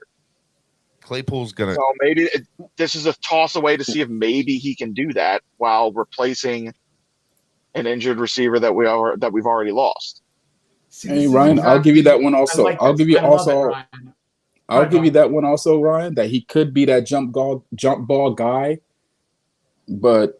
And I only give you that one because Eazy-E is down. Because Eazy-E was a jump ball guy that we didn't use him as a jump ball. Instead, we put him in the backfield. I mean, I know we said Eazy-E's about the same height. What's Eazy-E's weight? No. Eazy-E's the guy. He's not small. He's a big dude. He was being utilized in ways that was a Debo light and Chase with 33 rushes. I like that Debo light. I like it. Oh, okay, cool. Yeah. Debo light. Debo light, extra light, like extra light. Hey, real quick before I let Ryan go, somebody just hopped on real quick that wanted to say hello. I'm gonna let him do it real quick. It's Jackson. What up, Jackson? What's up? What's up, man? Are you going to your first Dolphins game on Sunday in Miami? Yeah. Are you excited? Yeah. I'm super stoked for you, buddy. I heard you played really good at the baseball tournament in Aberdeen. I heard you did really good. You got a game-winning double to win the game? Yeah. Look at you, my guy. I like it, man. What jersey are you wearing? Tua. He's the best player, right? He's the MVP. He said he got in a car and said he wanted to buy a Chase Claypool jersey at the pro shop on. Don't do that to that young man. Don't do that to him. I love it. I love it. Do that. No, he actually said he wants a Tyreek jersey at the pro shop on Sunday. So we'll probably end up getting him a Tyreek jersey to go. Tyreek Hill, baby. Hey, what's the score prediction, Jackson, for Sunday? What's the score going to be on Sunday? It's going to be 70 to something. 70 to Another something. 70. My guy. 70 to something. That's it. Hey, that's it right there. Jackson, if they drop 70, that's yours, buddy. Yep. 70 to something. Oh, man.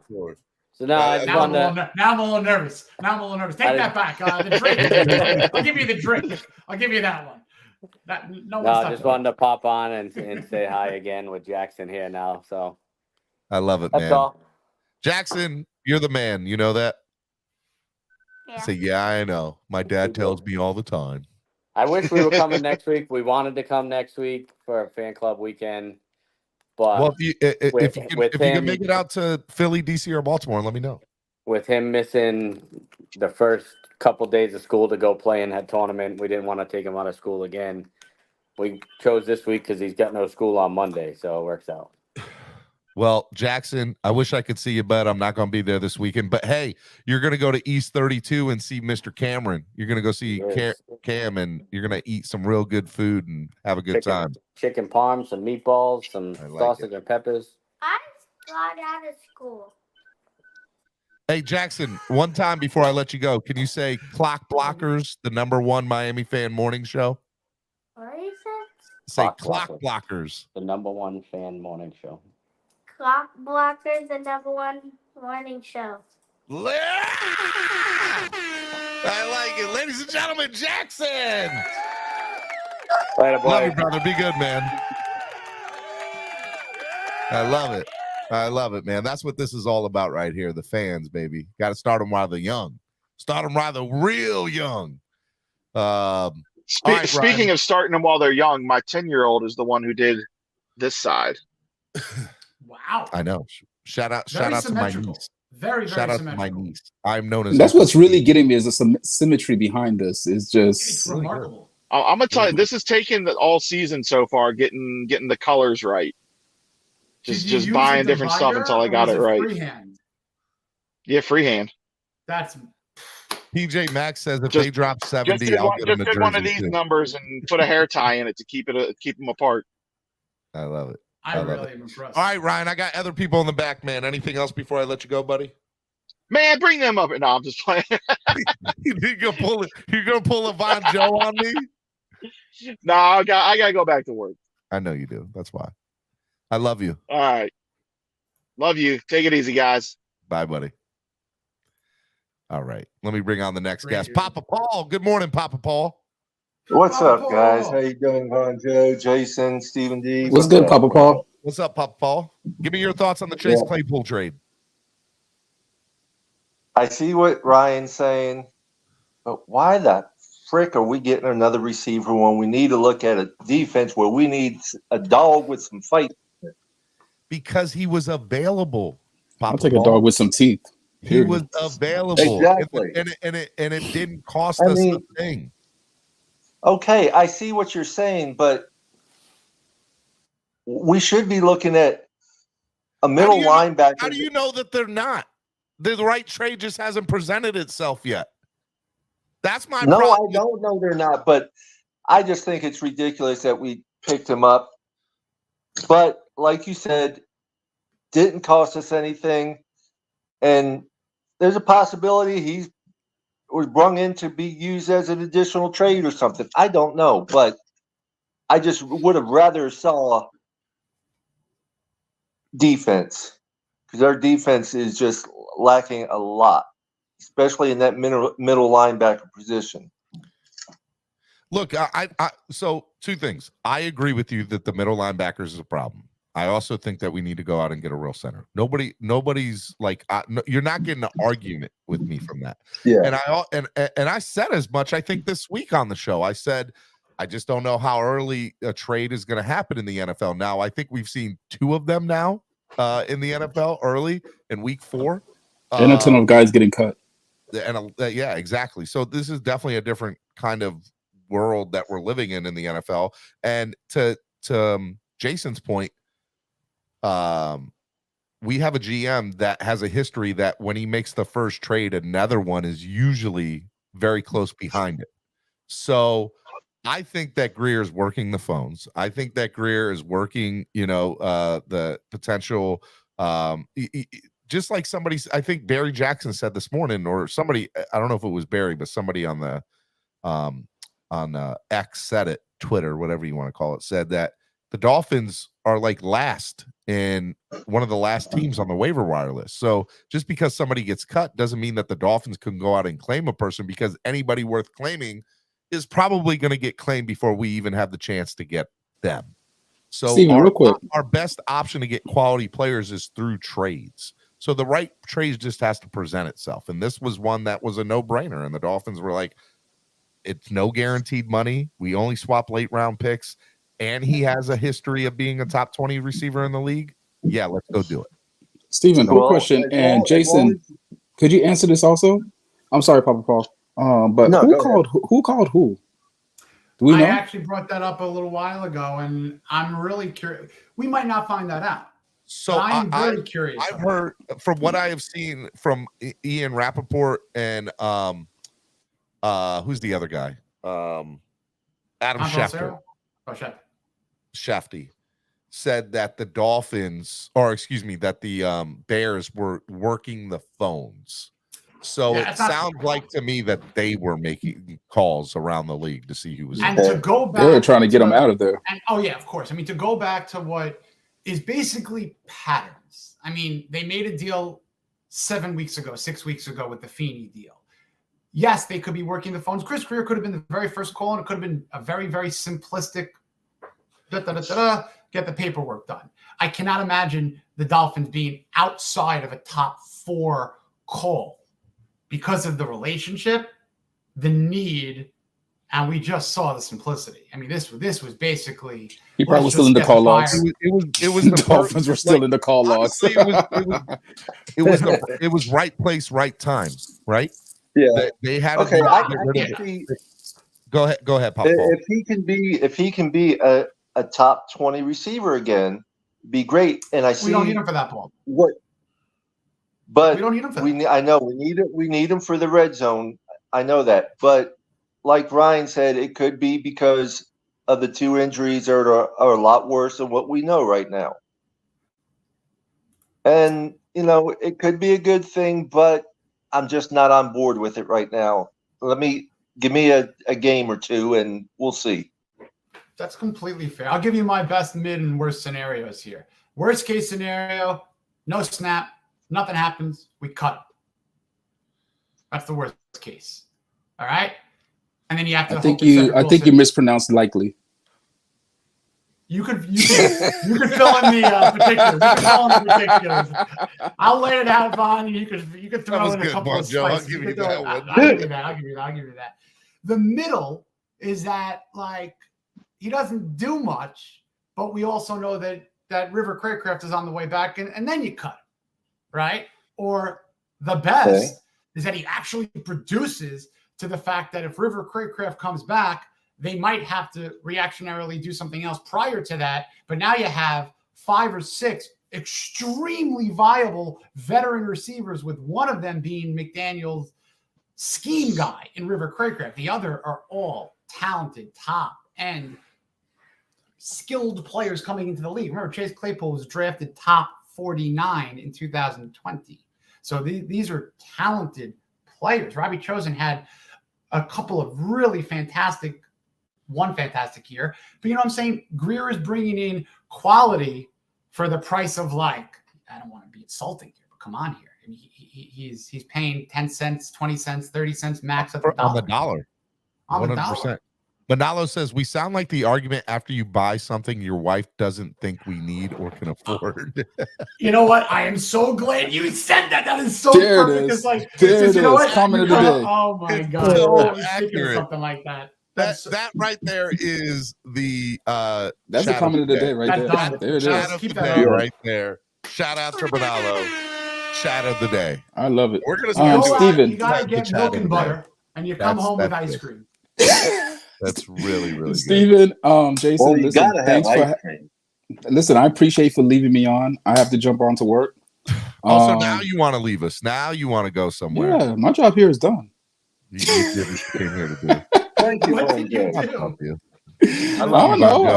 I was the balancer there. I was the counterweight. But listen, at the end of the day, are you coming? Are you coming next week? Next week? No, I don't know what's going on next week. Next week is that's right, your birthday. Is the birthday. The wife pretty much Yeah.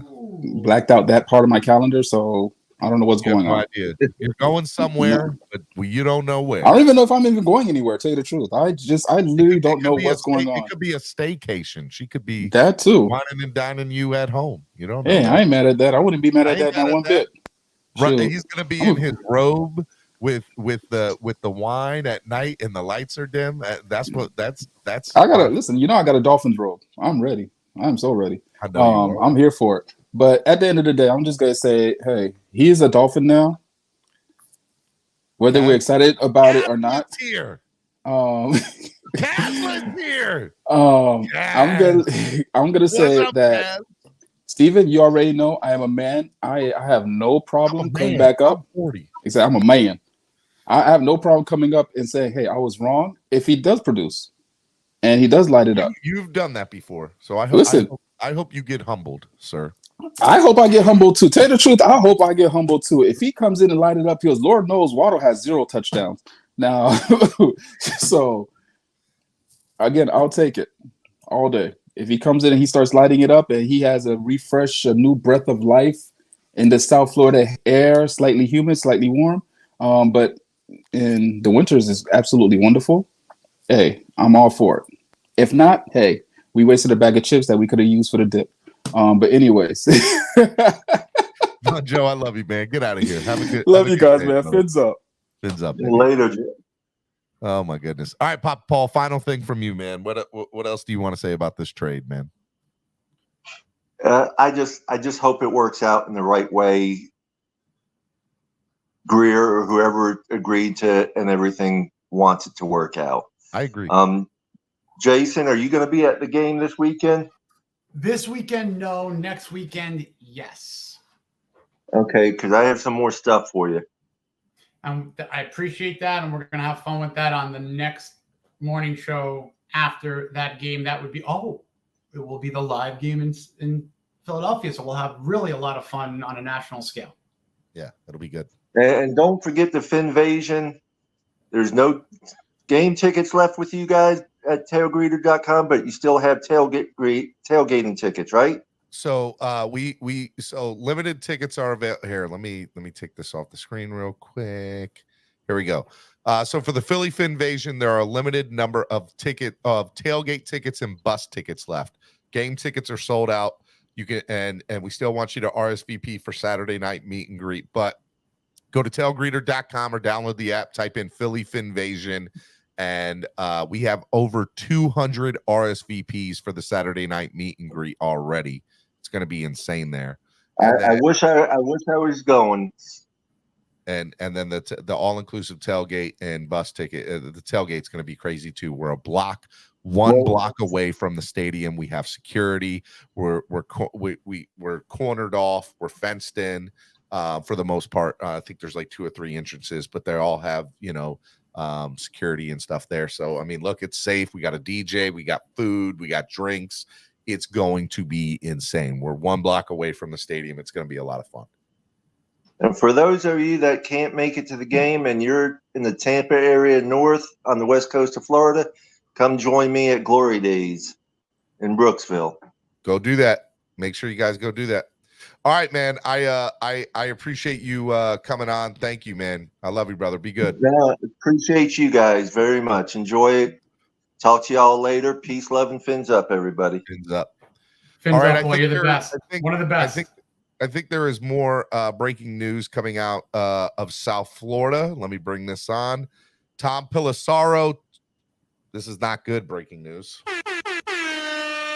Breaking news, Tom Pelissero. The Dolphins are placing left tackle Terron Armstead on injured reserve because of the knee injury suffered in Sunday's loss. The good news is it's not expected to be season ending, but Armstead is going to miss the next 4 games. So I think we all kind of knew this was probably coming down the pike. I don't think this is anything that is big, but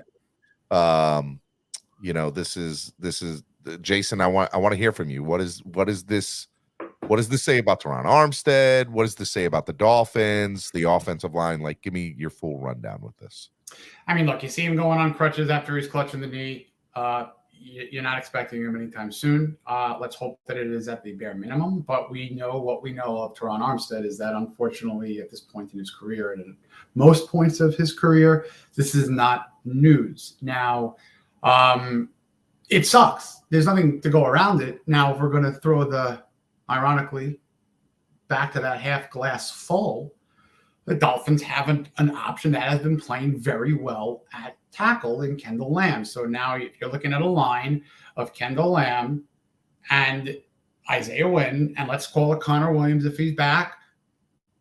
You have Robert Hunt and Austin Jackson. They've been playing well when they've had that grouping. If Connor Williams is not in at center, seeing Liam Eichenberg would be concerning.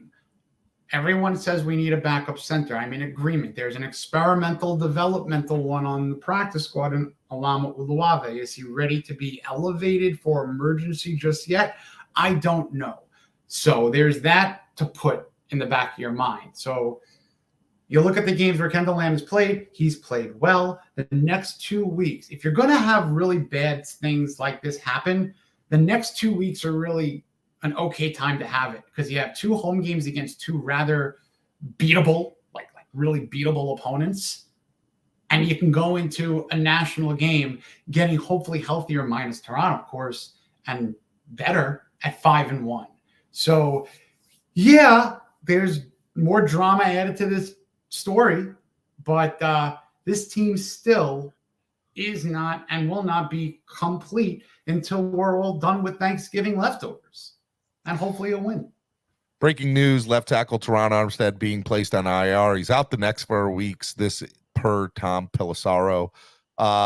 Here's my thoughts on this. Kendall Lamb played exceptionally well in place of Terron so far this year. Exceptionally well. So I'm not freaking out the way I did 2 weeks prior to the season when we thought he was hurt and he was on in that practice against Houston and he went out and he got hurt and I lost my mind and I was like, oh my God, this is the end of the world.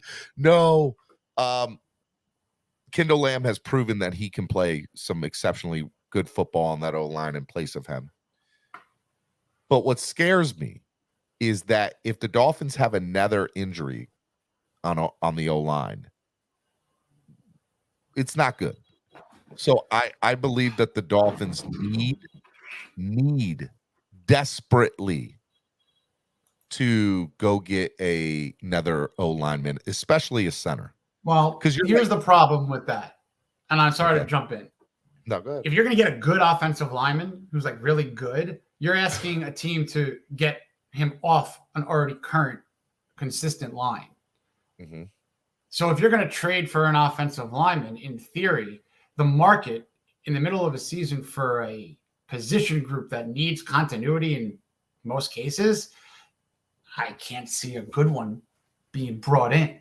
You know what I mean? Like if the team wants to throw in the towel and there happens to be one diamond in a rough, sure.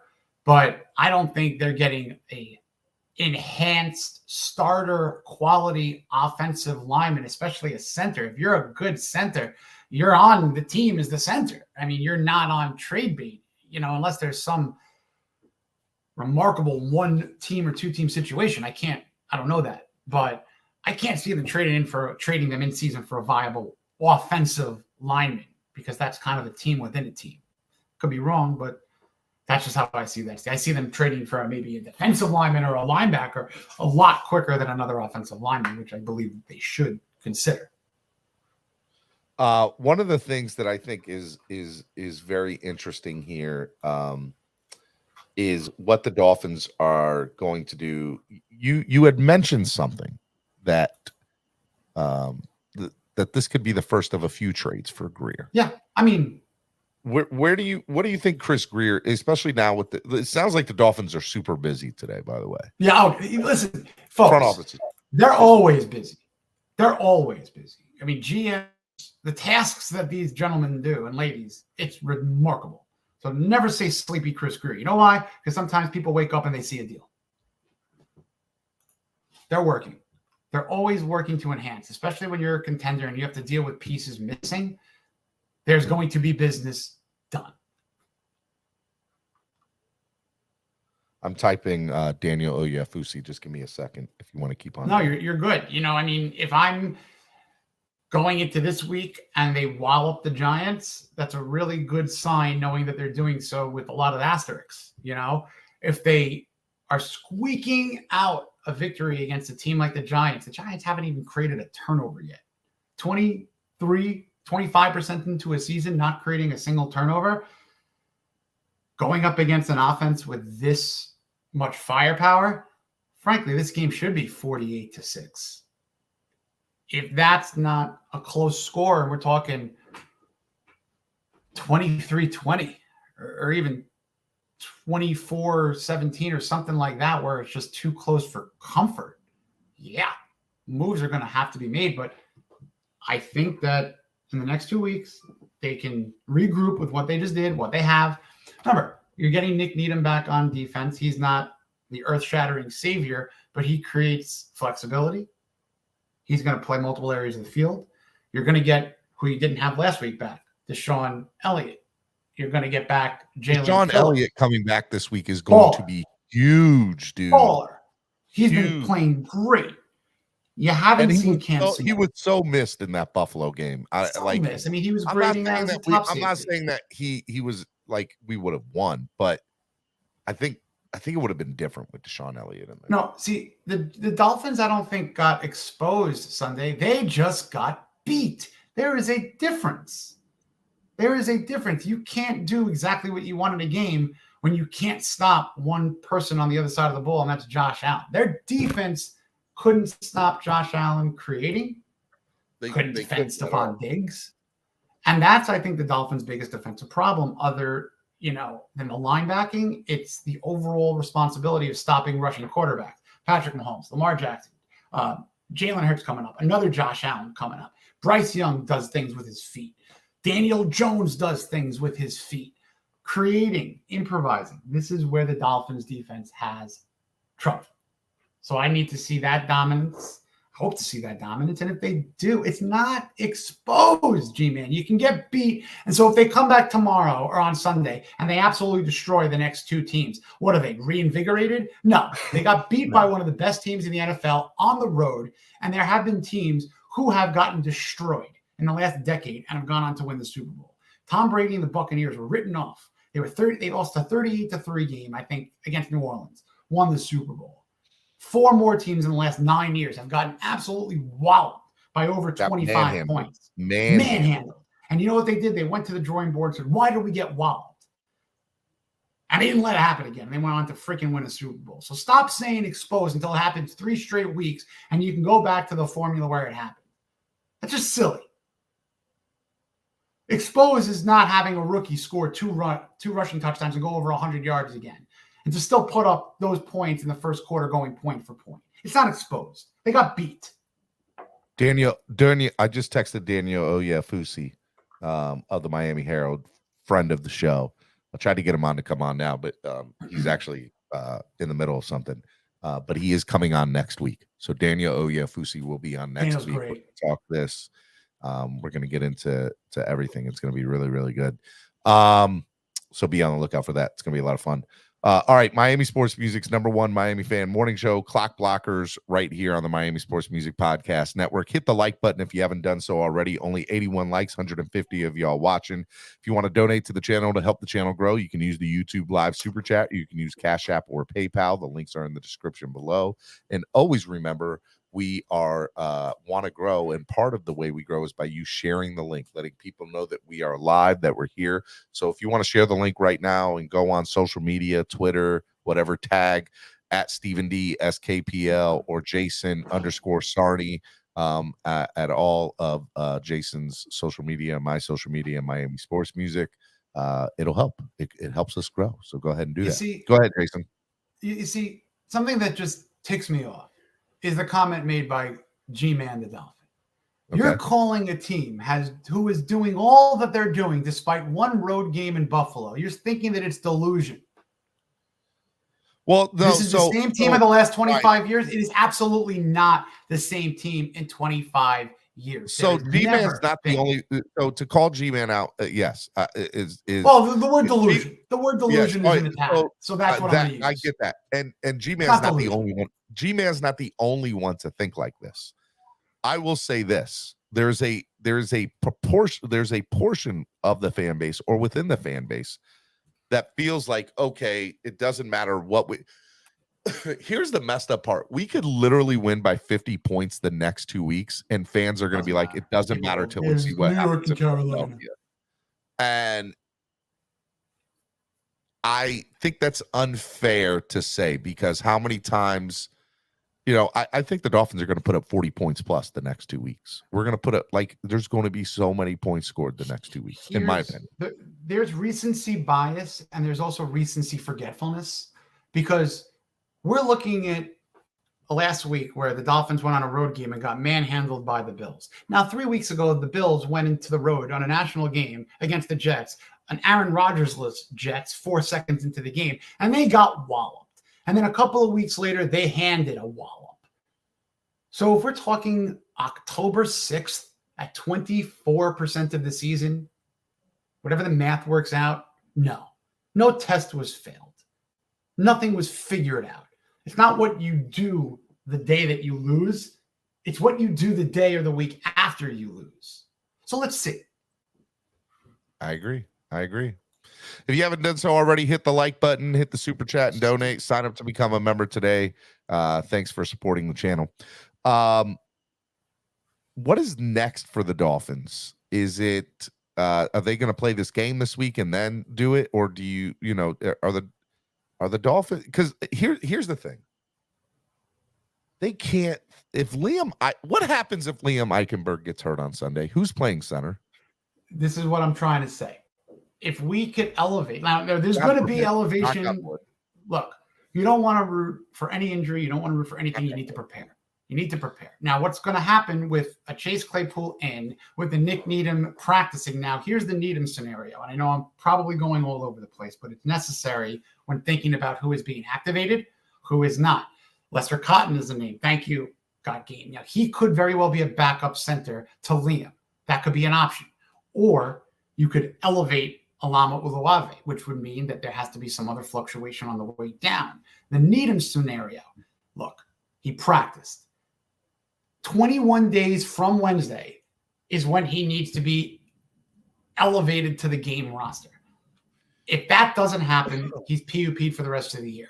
Get that out of your mind unless there is a, God forbid, freak of nature situation that could happen to anything or anyone. At this point, he is prepared. Will he be back this Sunday?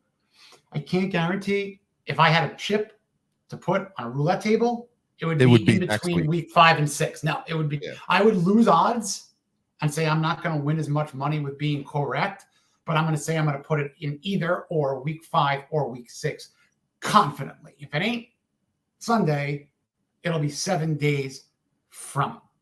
I think it'll be next week. I think it'll be next week. Yeah. I don't want to put. Look, if it were me, I'd dress him. I'd run him on special teams just to get the cadence, just to get the blood flowing again. What have you? That's. I'm not a football coach. One of the other things that I've been seeing on social media here to kind of, and I know we're going back and forth on a lot of different topics here, is that with the Chase Claypool trade, they're talking about converting him to tight end here. Is that a possibility that you can see Chase Claypool as a tight end now? Well, I have a question for that, and I don't mean this offensively. Who's saying this at the moment? Are the Dolphins not coming out? I mean, there's fans. There's a lot of fans that are just bringing it up, right? Chase Claypool is 6'4", 235. Fair. Elijah Higgins was 6'3", 235. Fair. Now let's look at the strengths of the game. He's a good blocker, right? Yeah. Tall guy, could be a red zone threat. I mean, I don't know his PFF grade of blocking. I haven't seen enough footage where somebody said that when you put Claypool in to Madden as a tight end, he goes to 76. That's his overall grade, a 76. Now that would be like me going to Burger King. That would be like me going to Burger King and say, by the way, my heart's not feeling well. How's my EKG looking? You don't want to really rely on those things. A little bit of difference. I love it. I mean, do I mess around with what his potential abilities could be within this offense and what you would need? No. And G-Man, I see what you're doing here. I get it. So we can go on the hyperboles here. I get it. Now, when you're looking at a 4th, 5th, or 6th option like Claypool could be, and I want to bring something up. This is not my comment. I said on a tweet an hour ago during the show, Wes Welker about to have a talk with the new guy, meaning Claypool. Yeah. Now, someone, Sassy Ginger Ninja, great comment that I agree with. Coach McD seems to be able to handle the prima donnas well. Now, here's your difference between Mike Tomlin and Coach McDaniel. Very different personality. That doesn't mean that they both can't handle prima donnas. Now, he didn't handle Chase Claypool well. There's a two-side of the equation there. Maybe Tomlin's discipline worked better for Minkah Fitzpatrick, but not for Chase Claypool. Now, when Minkah Fitzpatrick was someone in Miami, there were other parts of the equation there. It didn't mesh. So maybe, just maybe, when Claypool is met with a coach who seems to be a little, he's different than Tom. Not as much of a disciplinarian. Look, for me, I'm the type of individual who probably would work if I'm a sales guy. That's been where I've had managers in my life. If Mike Tomlin was giving me a sales meeting every week, I probably would be a little bit more intimidated by a guy like in the personality of a Mike McDaniel, who might open with a joke, might open with a fun. If he needs to correct what I'm doing, it might be done with a little bit more of a lighter slap than a disciplinarian shove. You understand what I'm trying to say? So maybe, I do. 100%. Just maybe, Mike McDaniel goes up to his new guy in Chase Claypool and breaks the ice a little bit better than some of these other coaches may have. Gets him involved, opens up the personality, meshes with the human. Remember, it's not boss and employer, it's person and person. It's not coach and player, it's person and person. Look what happened with Tua with the right person to person. Not guaranteeing this, folks. I'm not guaranteeing this. But you also look what happens with other players who leave Miami and they become sometimes better if they have the right scenario. Years ago, look at what happened with Charles, who was it? Who's playing for Detroit right now? Jared Goff. No, Charles Harris. Sorry, it just escaped me. People need environments to excel in sometimes, and unfortunately, people might be in the wrong environment to not excel. Let's give people a little bit of the benefit of the first doubt when there's a clean slate. All right, Miami Sports Music's #1 Miami Fan Morning Show. We got a couple people in the back who want to give their thoughts, whether it to be Terron Armstead or Chase Claypool. Let me bring on the first person, Greg. Good morning, Greg. What's up, buddy?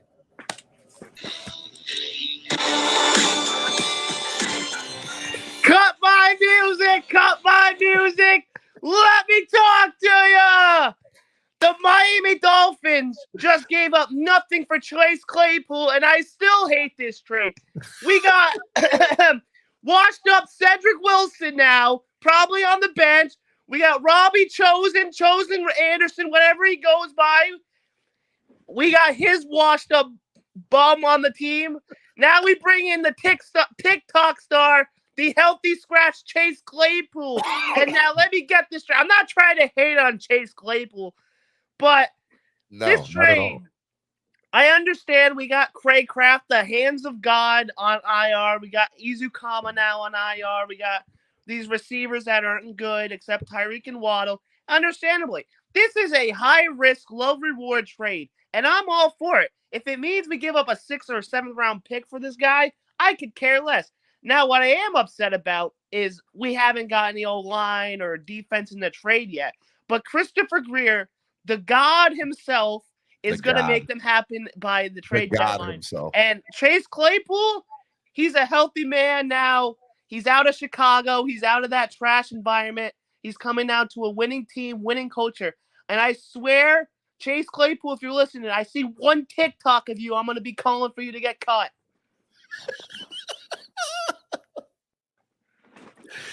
Is that it? Is there anything more, Greg? I got one more thing before I go. Hold on 1 second.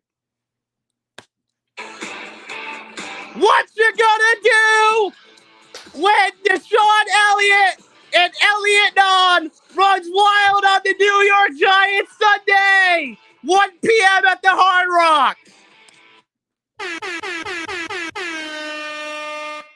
I ain't mad at you, Greg. You're the best. I love you, buddy. Be good, man. Have a good day. I'm going to go do some homework.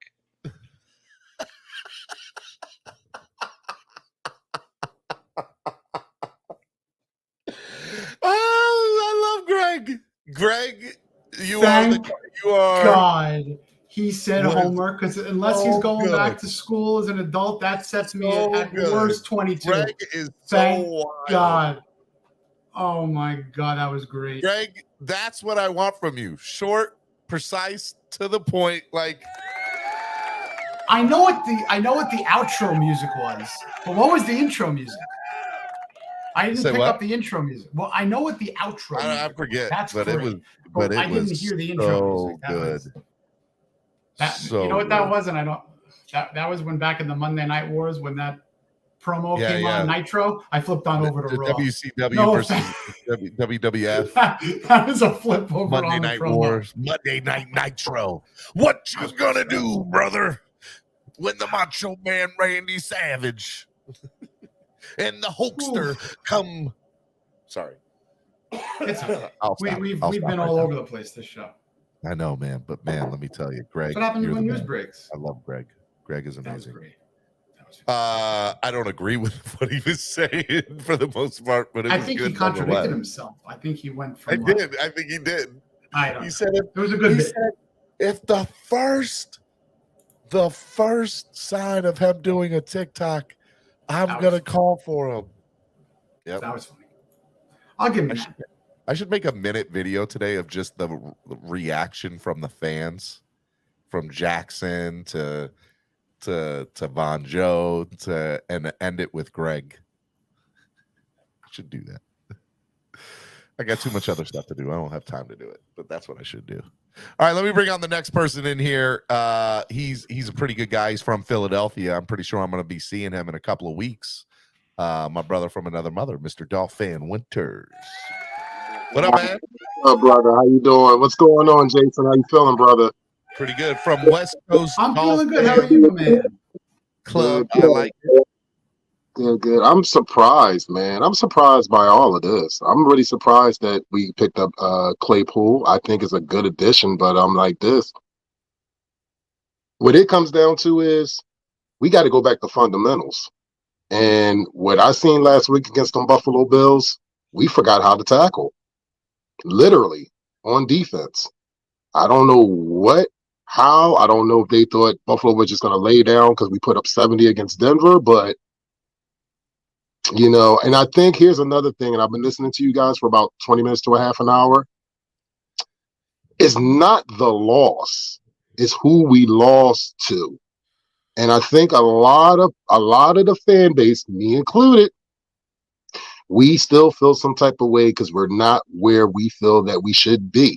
And until we beat the Buffalo Bills, and until we have that convincing victory, it's going to have a doubt in our minds that, well, damn, we made all these moves. We made all this, moves on offense, defense. We're hyped to see this is a Super Bowl or bust winning type team. And week 4 is going to stick in our heads until we play another, no disrespect to the Giants, no disrespect to Carolina, but until we play another meaningful game, which will probably be Philadelphia.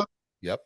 Because the two teams that we're facing are 1-7 in the next 2 games. So let me so here's my argument. And I made this argument last year when we went on the win streak against the bad teams and right. So on and so forth.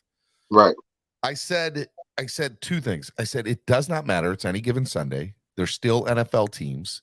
And what you want out of this to know where we're on par is, are we beating them handedly? If we're winning close games against them, then there's cause for speculation. I'm not going to say that there's a problem. There's pause for speculation.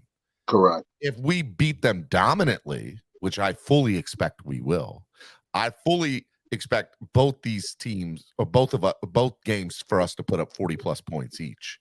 I really believe that we can do that. We should do that. And some improvement from the defense, obviously.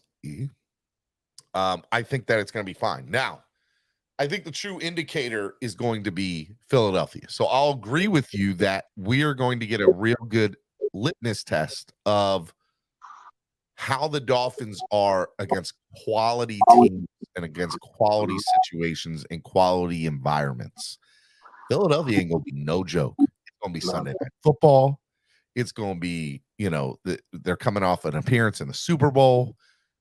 They are a really good football team, the Philadelphia Eagles. Obviously, one of the probably top 3 team in the league, if not top 5, if not top 3. Agreed. The Eagles have you 3 still things have in terrifying. You still have to give credit to these next 2 games, and that's where I'm at with that. Jason? Yeah, I mean, look, in my mind, you need to win the next 2 games to have even a sniff of, now let's take care of business in Philadelphia, and then we can get back to the realism here. But here's Philadelphia is a team that scares the bejesus out of me for the two reasons that I mentioned are my fears, and it's a improvisational mobile quarterback who could make things happen off script, and a tight end who could kill off the middle, and that's Dallas Goedert. And then you have something as stupid as the butt push to defend, and that's an intangible that scares me. So if you can't take away one or two of my first two fears, I'm stumped, because those are the teams. Those are the teams. Kansas City, Mahomes and Kelsey. The Bills, Josh Allen, I don't care who you're throwing to over the middle. Look what happened. Stop the quarterback. Stop the quarterback. So if it's Vic Fangio saying, look, he's insinuated this. The personnel may not be the right personnel. He has literally said this, folks. So are the players not buying into the system? I mean, you know what? There's a little bit of fault on either end of the spectrum, both ends of the spectrum, because if Vic Fangio was looking at his cupboard, refrigerator, pantry, and saying, you want me to cook a family-style gourmet Italian meal, I'm missing good sauce, I'm missing good Parmesan cheese. You're not even giving me Parmesan Reggiano. You're giving me Aldi. You're not even giving me the right ingredients. So if you want me to cook a meal, can I shop? That being said, here's my list. You're going to have to go to here for this, here for that, and then I'll give you a better recipe. That's the problem. Well, that's the thing, though. In the same sense, Jason, he knew what he was working with once he signed that contract to be our defensive coordinator. I get what you're saying. You're right, but I will throw it. I hate the yeah buts. Yeah. But it was prepared for with Jalen Ramsey, and if there's one player that if you take out that destroys the philosophical, it's him, man. I mean, you take away the guy you traded for to match with your other lockdown corner to create a defensive backfield that could give everyone else in the limited blitzing time to get to the quarterback. It's like saying, here's your race car. I'm taking away the engine. Correct. All right. Miami Sports Music's #1 Miami fan morning show, Clock Blockers, Dolphin Winters. Anything else before I let you go, buddy? Brother, listen, I just wanted to sit there and first I wanted to congratulate you on your move to your family. Like that move that you guys made. Congratulations. Yeah, appreciate it, man. Thank you. And another thing, brother, I'm just counting down to Philly Phinvasion. You know I'm marking it up. I'm speaking it into existence. I'm putting it out there for you guys. You already know.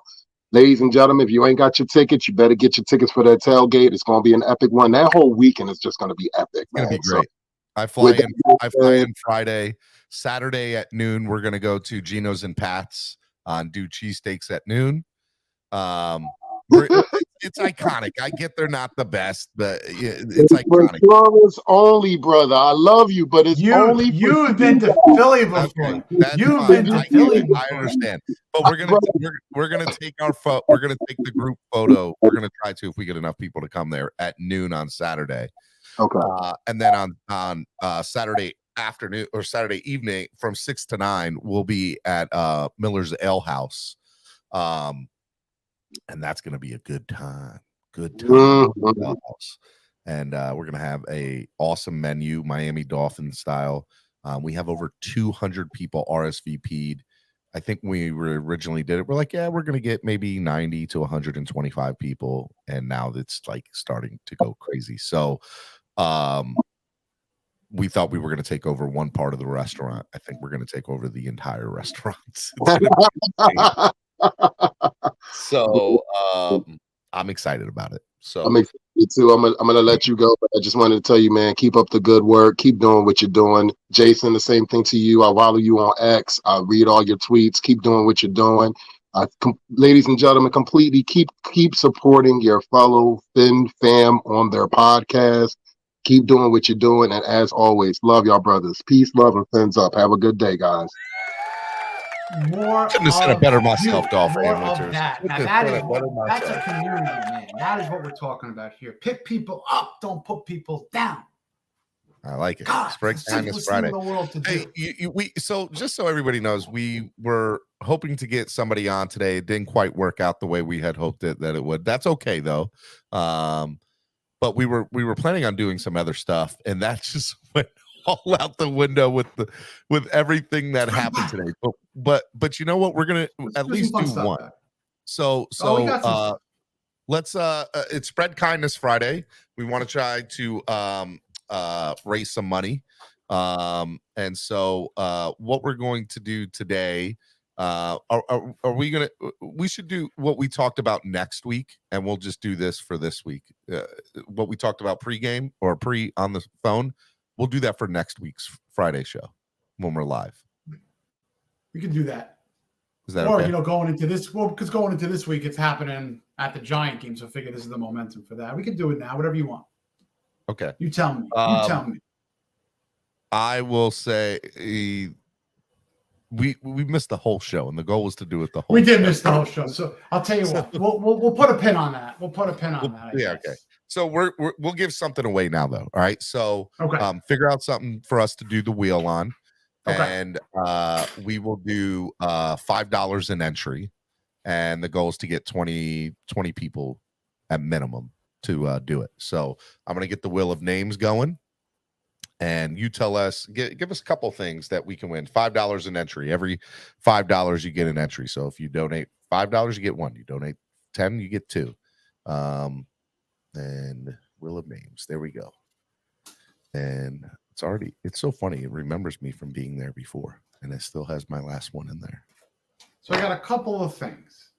that I'm deciding what to put out for a really good. We'll do one really, really awesome raffle. All right. Old school or really old school? I say old school, not really old school. Okay. One of my favorite items ever. And the only reason when you put a value on some of these items, the item that I'm about to put up doesn't have a monetary value. It doesn't. So if you're looking like it's a card, it is a card theme, but it is one of my favorite collectible items. It's got some of my favorite Dolphins ever within this set of things. I think it would be a perfect item for someone who's of my general age group and who kind of loved this team starting in this general time period. I'm going to try to put it all up together here. This is my McDonald's uncut card series sheet from 1993. Oh, wow. This is definitely, we're talking some from 1993. Yeah, when I would go, this was like uncut. Uncut 3. There's sheet A, there's sheet B, and there's sheet C. We have Marco Coleman, Brian Cox, Jeff Cross, Mark Duper, Keith Sims, Mark Higgs. This is a banger page right here. We got Tony Martin, Irving Fryer, Troy Vincent, Richmond Webb, O. Jimmy Duffy, Jarvis Williams. And then, of course, you got Dan the Man, Top Middle, Keith Jackson, Oferdal, Tony Page, Pete Stoyanovich, Lewis Oliver. These were like really fun things. $5 an entry. Donate $5 to the channel, you get an entry. You donate 10, you get 2 entries. You donate 20, you get 4 entries. Every $5 is an entry. I want to get at least 20 entries, if not more, in there. I think last week we had like I think this is probably on $1 one, but we're doing $5 for this. This might be one of the oldest paraphernalia Dolphin memorabilia things. That's dope as hell. I love it. Yeah.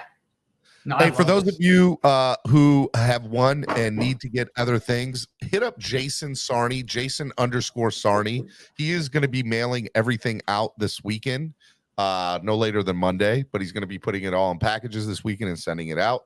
I know he's kind of backlogged with it. There's been a lot of stuff that's been going on with me, and we've just been trying to get it out. So if you have won, just confirm with Jason what you want in the address. At Jason_Sarney, and he's mailing it all out no later than Monday. I'm an admitted logistical disaster, folks, so I'll get it all out. All out. Don't worry. All right, $5 an entry gets you in here. Donate to the channel. It helps the channel grow, and it's Spread Kindness Friday. I like it. It's pretty good. And just little story while we're waiting for some. This was the education. This was education, these cards back in the day, no internet. Cards were my education reading, Mark Higgs gained more yards in 1992 than any Dolphin in 14 years. Keith Sims anchored left. These were the factoids. So these are great. Let's see if we got a good Richmond nugget in there. Richmond Webb started 16 games at left tackle in 1992 en route to his third Pro Bowl appearance. What did he end up having? 9, 11? Something like that. I think he's the Dolphin leader in Pro Bowl appearances next to Marino. Yeah. Frankly. Consecutive, too, I think. I believe. He killed it. It was awesome. Oh, yeah. All right. We're going to wait for a couple people to get in here. And, look, if 2 people end up doing it, so be it. It is what it is. We roll. We roll. If not, now we put it to the other week, of course. But the funny thing is, Stephen, the show went off the rails with the trade, but it was a great show to discuss. It was a great show. It was really good. So we're trying to raise some money for the channel, help the channel grow. You get a chance to win some really cool prizes and stuff. So go ahead. William, it's $5 per entry. $5 per entry. So every $5 gets you one. All right.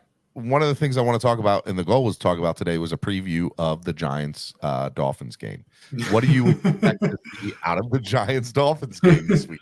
And tell me what your thoughts is. Don't give me a score prediction yet, but just tell me, some things you want to see. Why we wait? Okay. $5 an entry, by the way. This is the world where expectations, and I really believe what's going to happen, better come to fruition, or else I'll be a little less optimistic. I would like them to just wallop them. Similarly to going on into the Bronco game, I was confident of a wallop, was not confident in 70 points. How do you confidently predict the team's going to score 70 points? But I was hoping for one of those games. Wow, William, you're the best. Thank you, William. Go ahead. Say, give me 4. I like it. I got you, William. What a guy. Basically, I wanted to dominate the Broncos. I wanted to have a party from the get-go, and that's what it was. We're not going to replicate 70 points, but I'd like a party from the get-go and through the end, and by at least, or worse, the middle of the third, game's over. Mike White. We see Mike White. I'm thrilled. In the fourth quarter to pull people out. You know what I'm saying?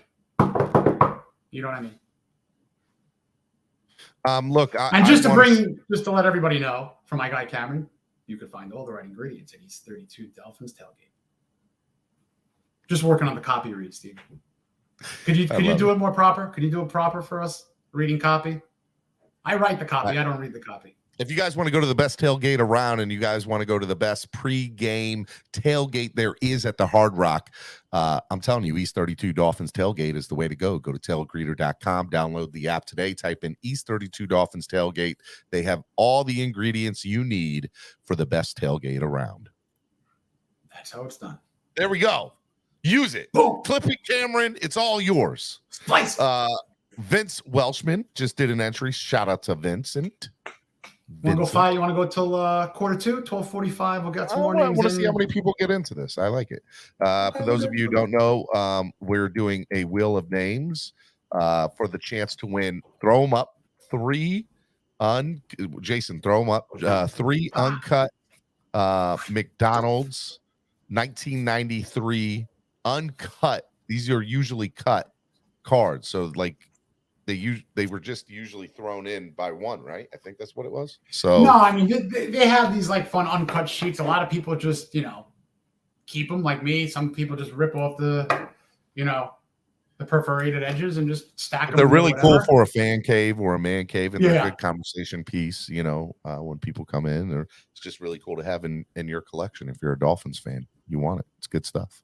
Here we go. Yeah, we're raising money for the channel. It's $5 per entry. William's got 4. Vincent's got 1. Let's get some more in here. All right. Here's my thoughts about Sunday's game for the New York Giants. For me, I think that the Miami Dolphins need to play Miami Dolphins football.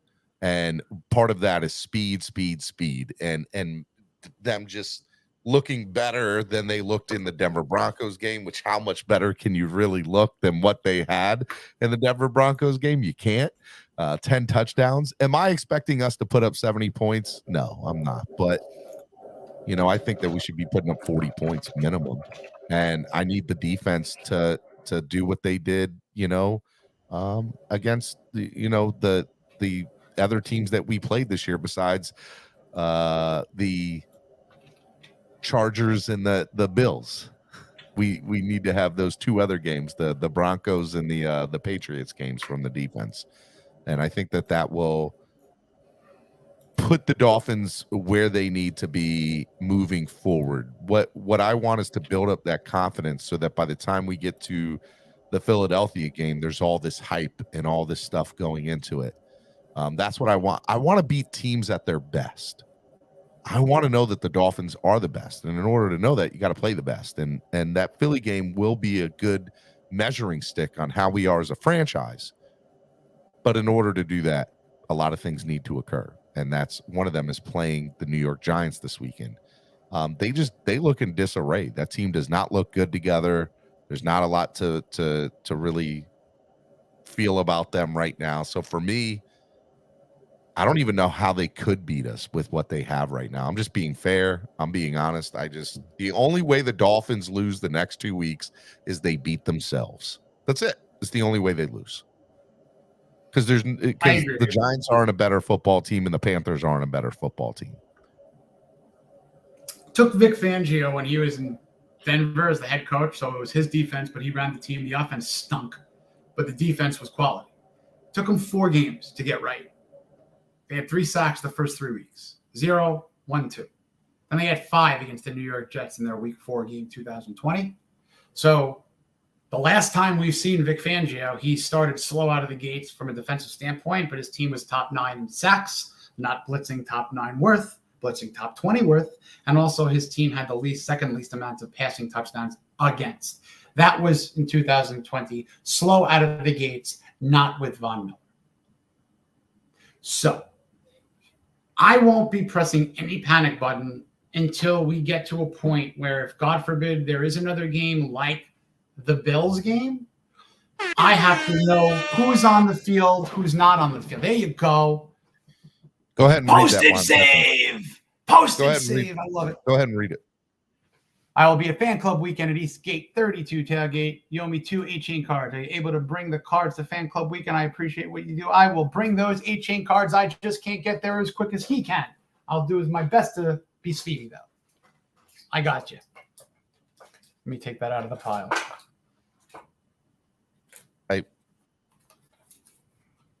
Okay.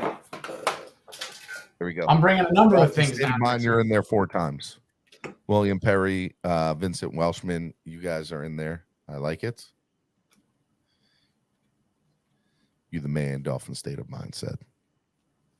Love it. Now, Jason thinks you're the man. You just saved him on postage. I get so excited that he won't ever let me pay for. It's all good, baby. It's all good. Okay. All right, I want score predictions from everybody. Go ahead and give me score predictions. Put them in the chat right now. Want to know what you think. Riding Waves ask where you get that hat, Steve. Oh, come on, man. I get my hats from everywhere, bro. Bruh. Riding Waves, are you coming to any event? Are you going to be at Fan Club Weekend or any of the tailgates that I'm putting on Riding Waves? Let me know. Yeah. Where did I get this hat? I don't remember where you know where I got this hat? I got this hat over at what's his face? Sinbad's. When he had Sinbad's the man. Sinbad is the man. Love Sinbad. He is the man. Wayne D Experience says 45-14. I like that. Riding Wave says 39-10. I like that too. I'm gonna go 30-9. 30-9? 30-9. I think we're putting up. I think it's gonna be 48-10. 48-10. Mr. Bossman 407 says 34-10. Jay Rose says 24-10.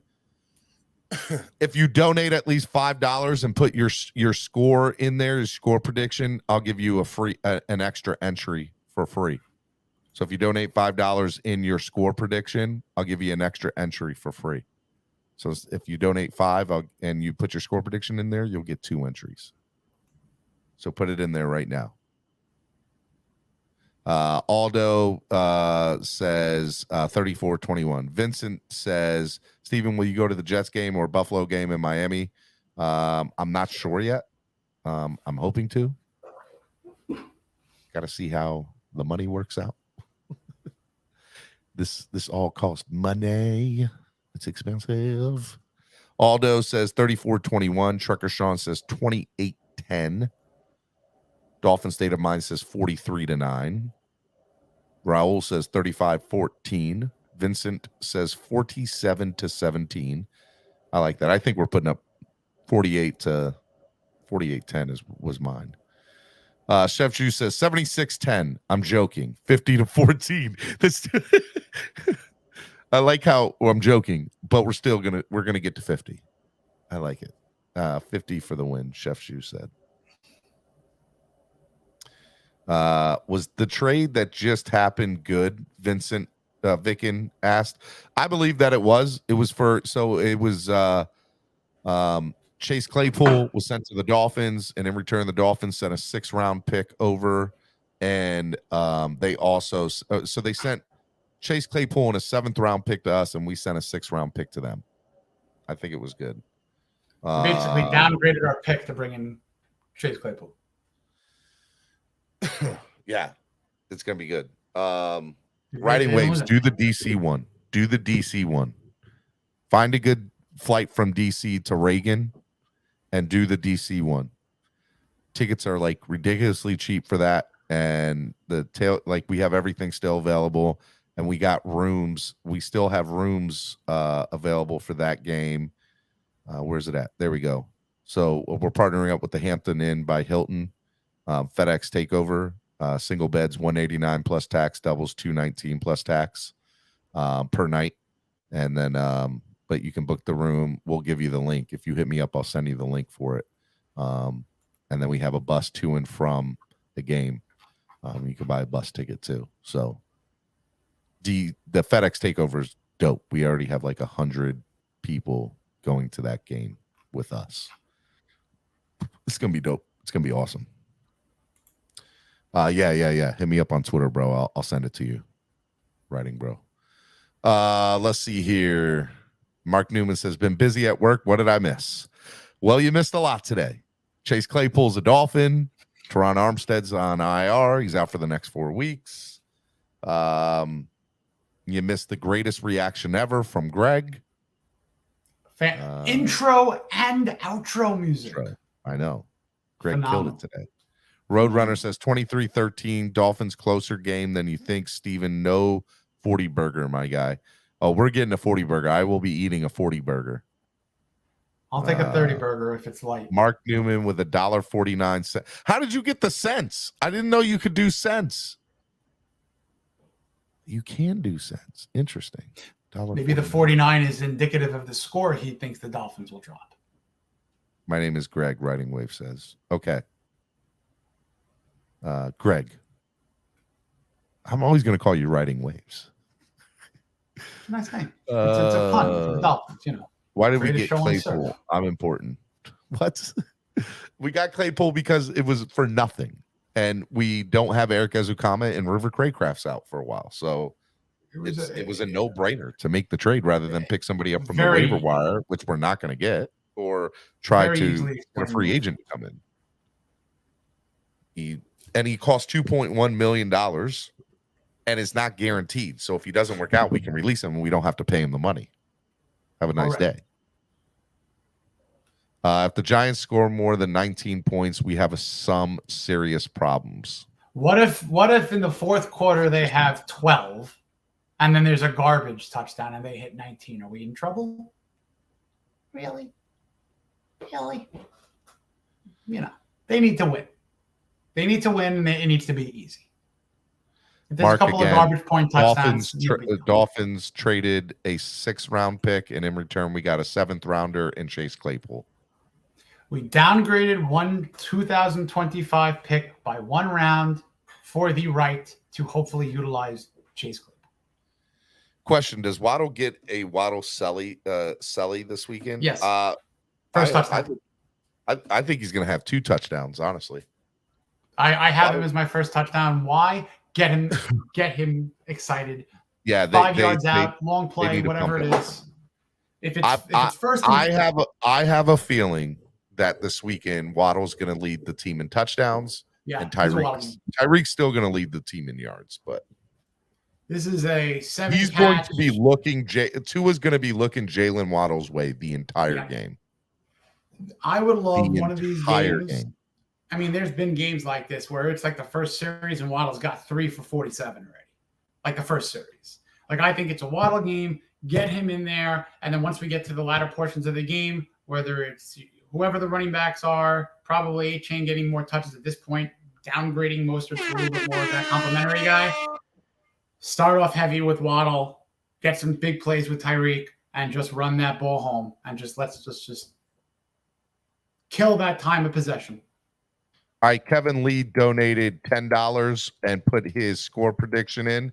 So 2 entries for $10, $5 each, plus your score prediction with your donation gets you an extra entry for free. So you got 3 entries in here, Kev. You got 3 entries in here. Right now we got 12 entries. I want to get 8 more entries. It's $5 an entry. Let's get 8 more entries in here. Tell them what they're going for here, Jason. I'm going to put you up on the big screen. Go ahead.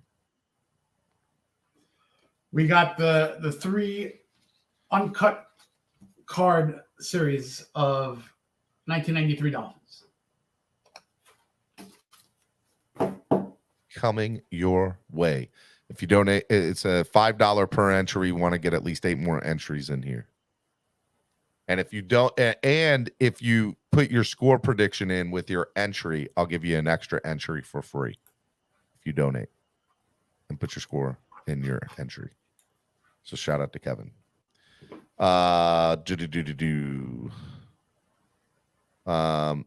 Mark Newman said, so is Chase above Chosen?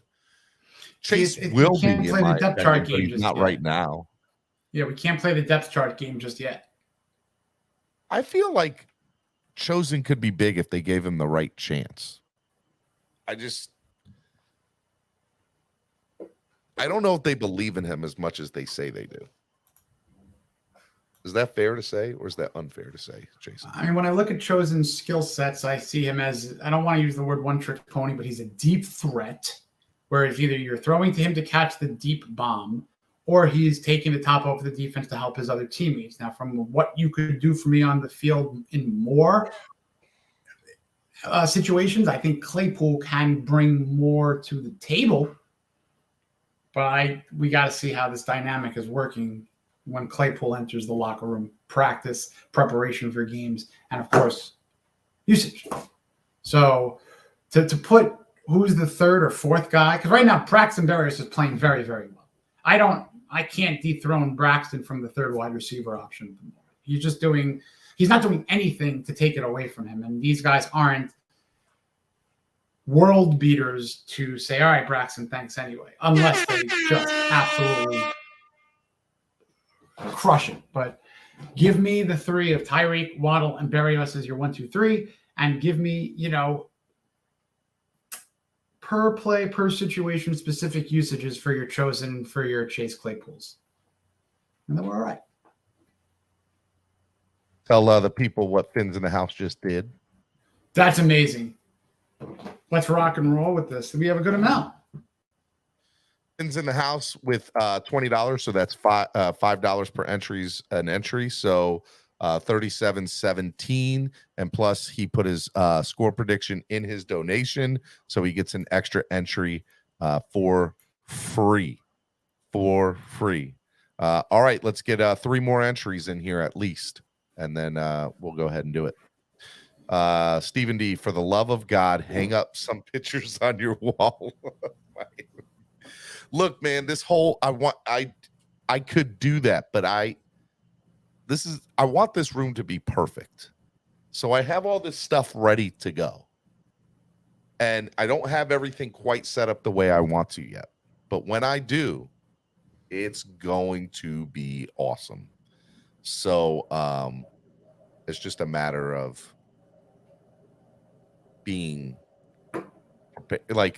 it the way I want to. When it's done, it's going to be dope. It's going to be amazing.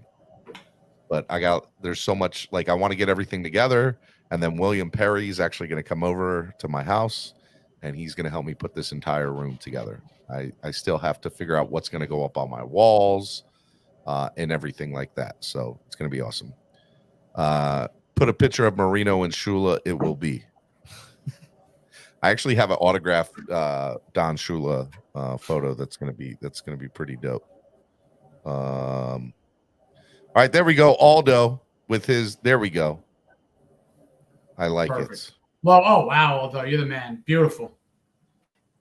And for those of you who don't know, Aldo is Angry Owls on Friday morning. Next Friday, we're doing the show live from Dirty Sportswear, and he will be providing the food. He will be catering the food there, for that. So it's gonna be good stuff there.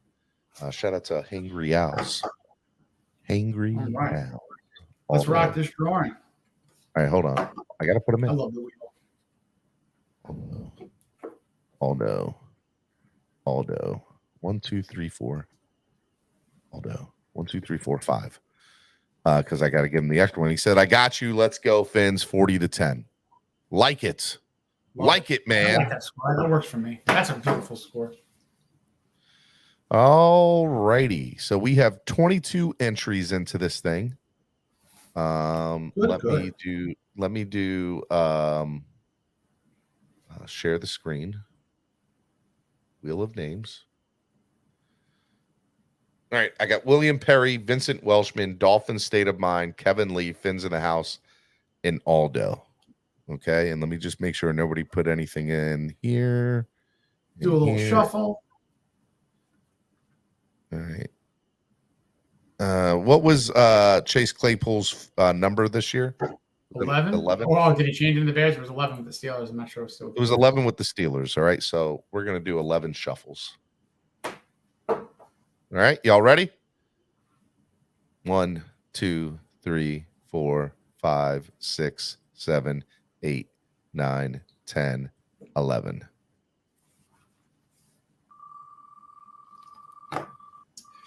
It's not going to be Maria. It's not going to be Maria.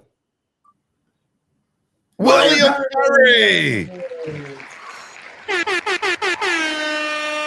Shout out to William. I like it. Well deserved. I love it. Well deserved. Well deserved. Well deserved. And I think I could bring these down and give them to you because William's going to help with your house. Yeah, you can bring them to me. Look at you. He's all about saving postage. I love it. Yeah, you can give them to me, and I'll give them to William when he comes to my house next month. It's the little things, people. The little things in life make me very, very pleased. Imagine what a Super Bowl will do to me. Just imagine. All right. Let me do. I know you got to get out of here and get on a call here in a few. How much time do you have? A trip for Tyreek from end zone to end zone. So what do we got? Quick. All right, never mind. I was going to say let's do one more thing, but we'll do an auction style. Do you have anything we can do auction style in 5 minutes? We'll go to the old school. I haven't met a garage sale I don't like. Saw this at a Philly one. It's a very pristine. Oh my goodness! Very pristine Sports Illustrated.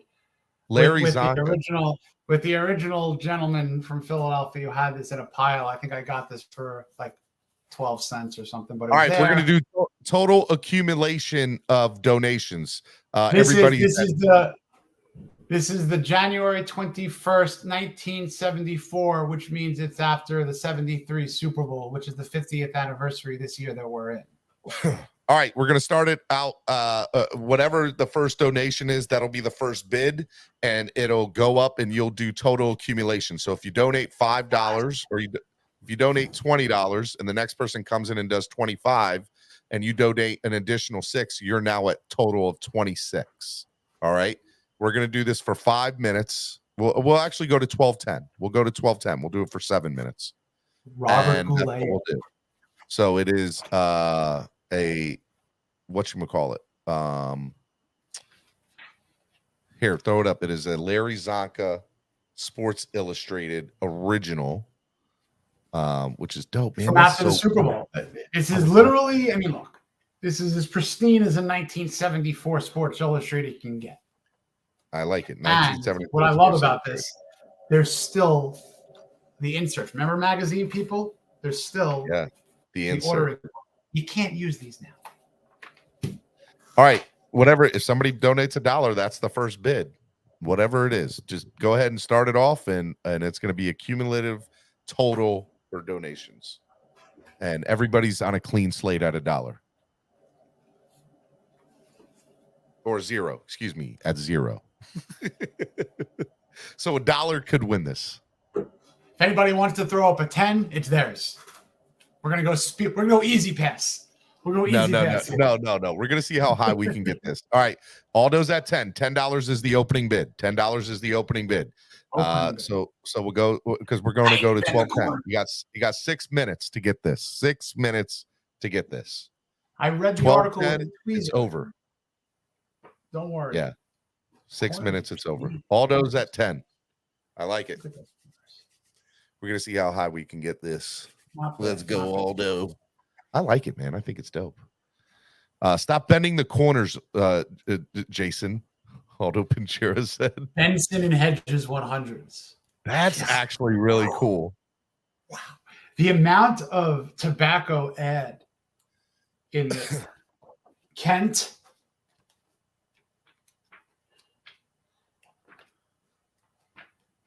Full page Winston.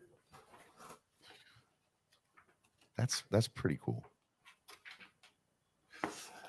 Newports.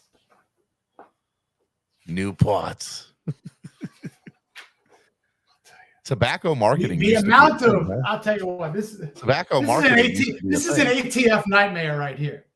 Okay. The amount of scotch and tobacco.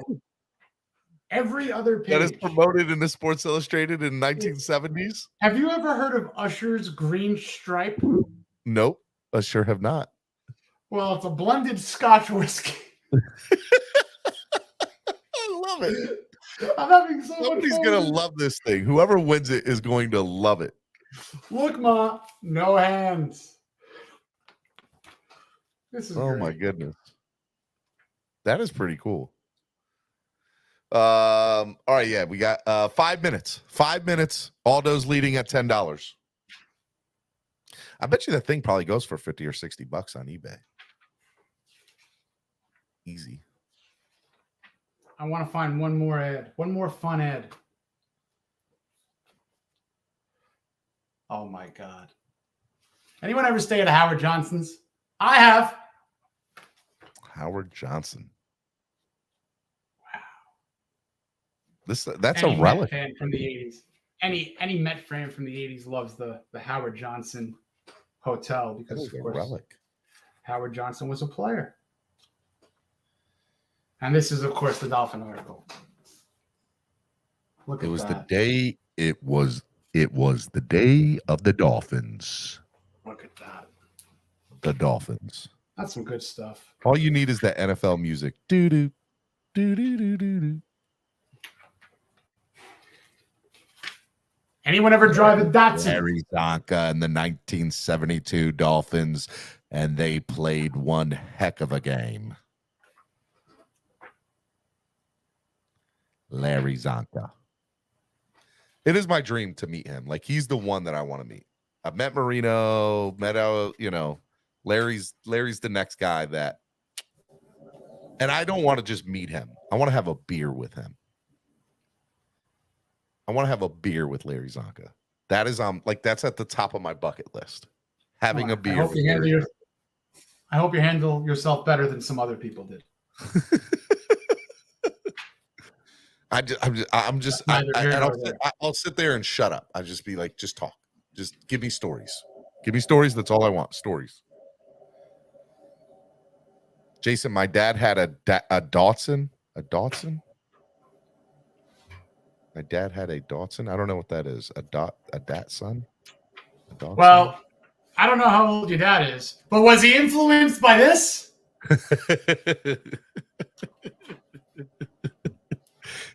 Did your dad get Sports Illustrated, Trucker Sean? This is great. 3 minutes. 3 minutes. Aldo's got the only donation. He might win it. $10 might get it. 3 minutes. Here we go. Bring them in. I feel like everybody at the last minute is going to try to get it.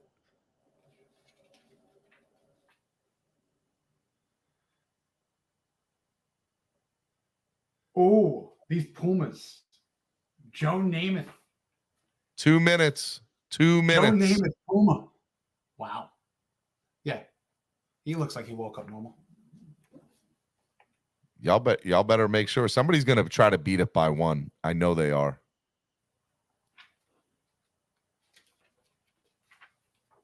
Oh, an article about Bobby Fischer, the chess player. Really? That's pretty cool. Yeah. Wow. 90 seconds. 90 seconds. And now for ads that will never be allowed in anything today. Can you spot the camel filter smoker? $15. Aldo's at $15. He said just to sweeten the pot, an extra $5. So he's at 15. $15 now is the winning bid total. 60 seconds.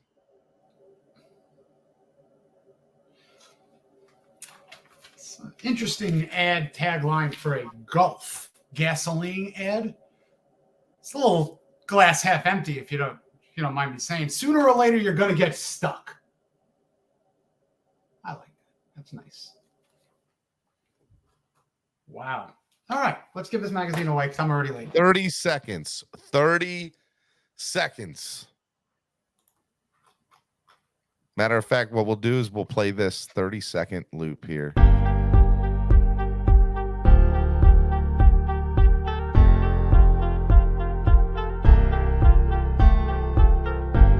I don't know if you can hear me, but if you can hear me, give me the thumbs up if you can hear me, Jason.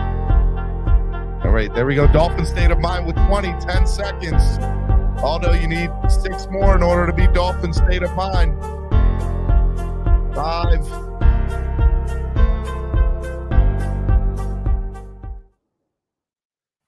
No buzzer beater. Dolphin State of Mind won it. I knew he would. I knew he would. I knew somebody would. I knew somebody would come in last minute and try to. But you know what? I'm feeling like a good guy. So Aldo, I'll give you this one. Bring it down. Bring it down to me. You don't have to give him any postage. Oh, yeah, I'm not doing postage. I'm bringing them all down to you. Yeah. 1973 September. Yeah. Dolphin State of Mind said, I played the game right. You saved right. money. No. I was like, I like it. I like it. Both Thank you to everybody who donated today. It was really good. I appreciate your donations. They mean the world to me. If you are owed something from a previous giveaway, go to Jason this weekend. He is sending everything out this weekend at Jason_Sarney on Twitter. Are you on Instagram? I don't even know how to use Instagram. Okay, so Twitter, and that's it. And if you don't have Twitter, let me know and I'll make sure he gets it. And if you are going to be at the Carolina Panther game, let me know. I will hand it to you personally, and we only know how much I'd like to do 3 times this year. You know I got you, Trucker. So yeah. All right, Trucker, hit me up on social media. All right, I love you guys. You guys are the best fans in the world. Score prediction for me is 48-10. 48-10. Aldo says I'll be at Dirty Sportswear. Yes, you will. Hangry Owls, go check them out if you're in Pembroke Pines. I love you all. Jason, tell the people about Dolphins Weekly. Free, subscribe, appreciate it, love you. Guys are the best fans in the world. We'll see you next week right here. Actually, you'll see me on Sunday. I'm doing a live stream on the channel on Sunday for the game. So come hang out with me and watch the game. Turn the sound off. You can listen to me watch the game while I'm watching the game. All right? You guys are the best. We'll see you all Sunday. Peace. trust the coach, he holds the gift. We know when to go with fit. So we know when to switch. This year we got the golden pick. Time to see what that pick about. Bad vibes get sent out. Only fans up in this house. We been waiting, yeah, we been patient. Now it's time to cash out, no discount. Super Bowl, yeah, we in route. I don't know when, but it's close. I don't want to overhype, but I just know I like it. So excited. You gon' know this now. You should know the rise. They say 2 from that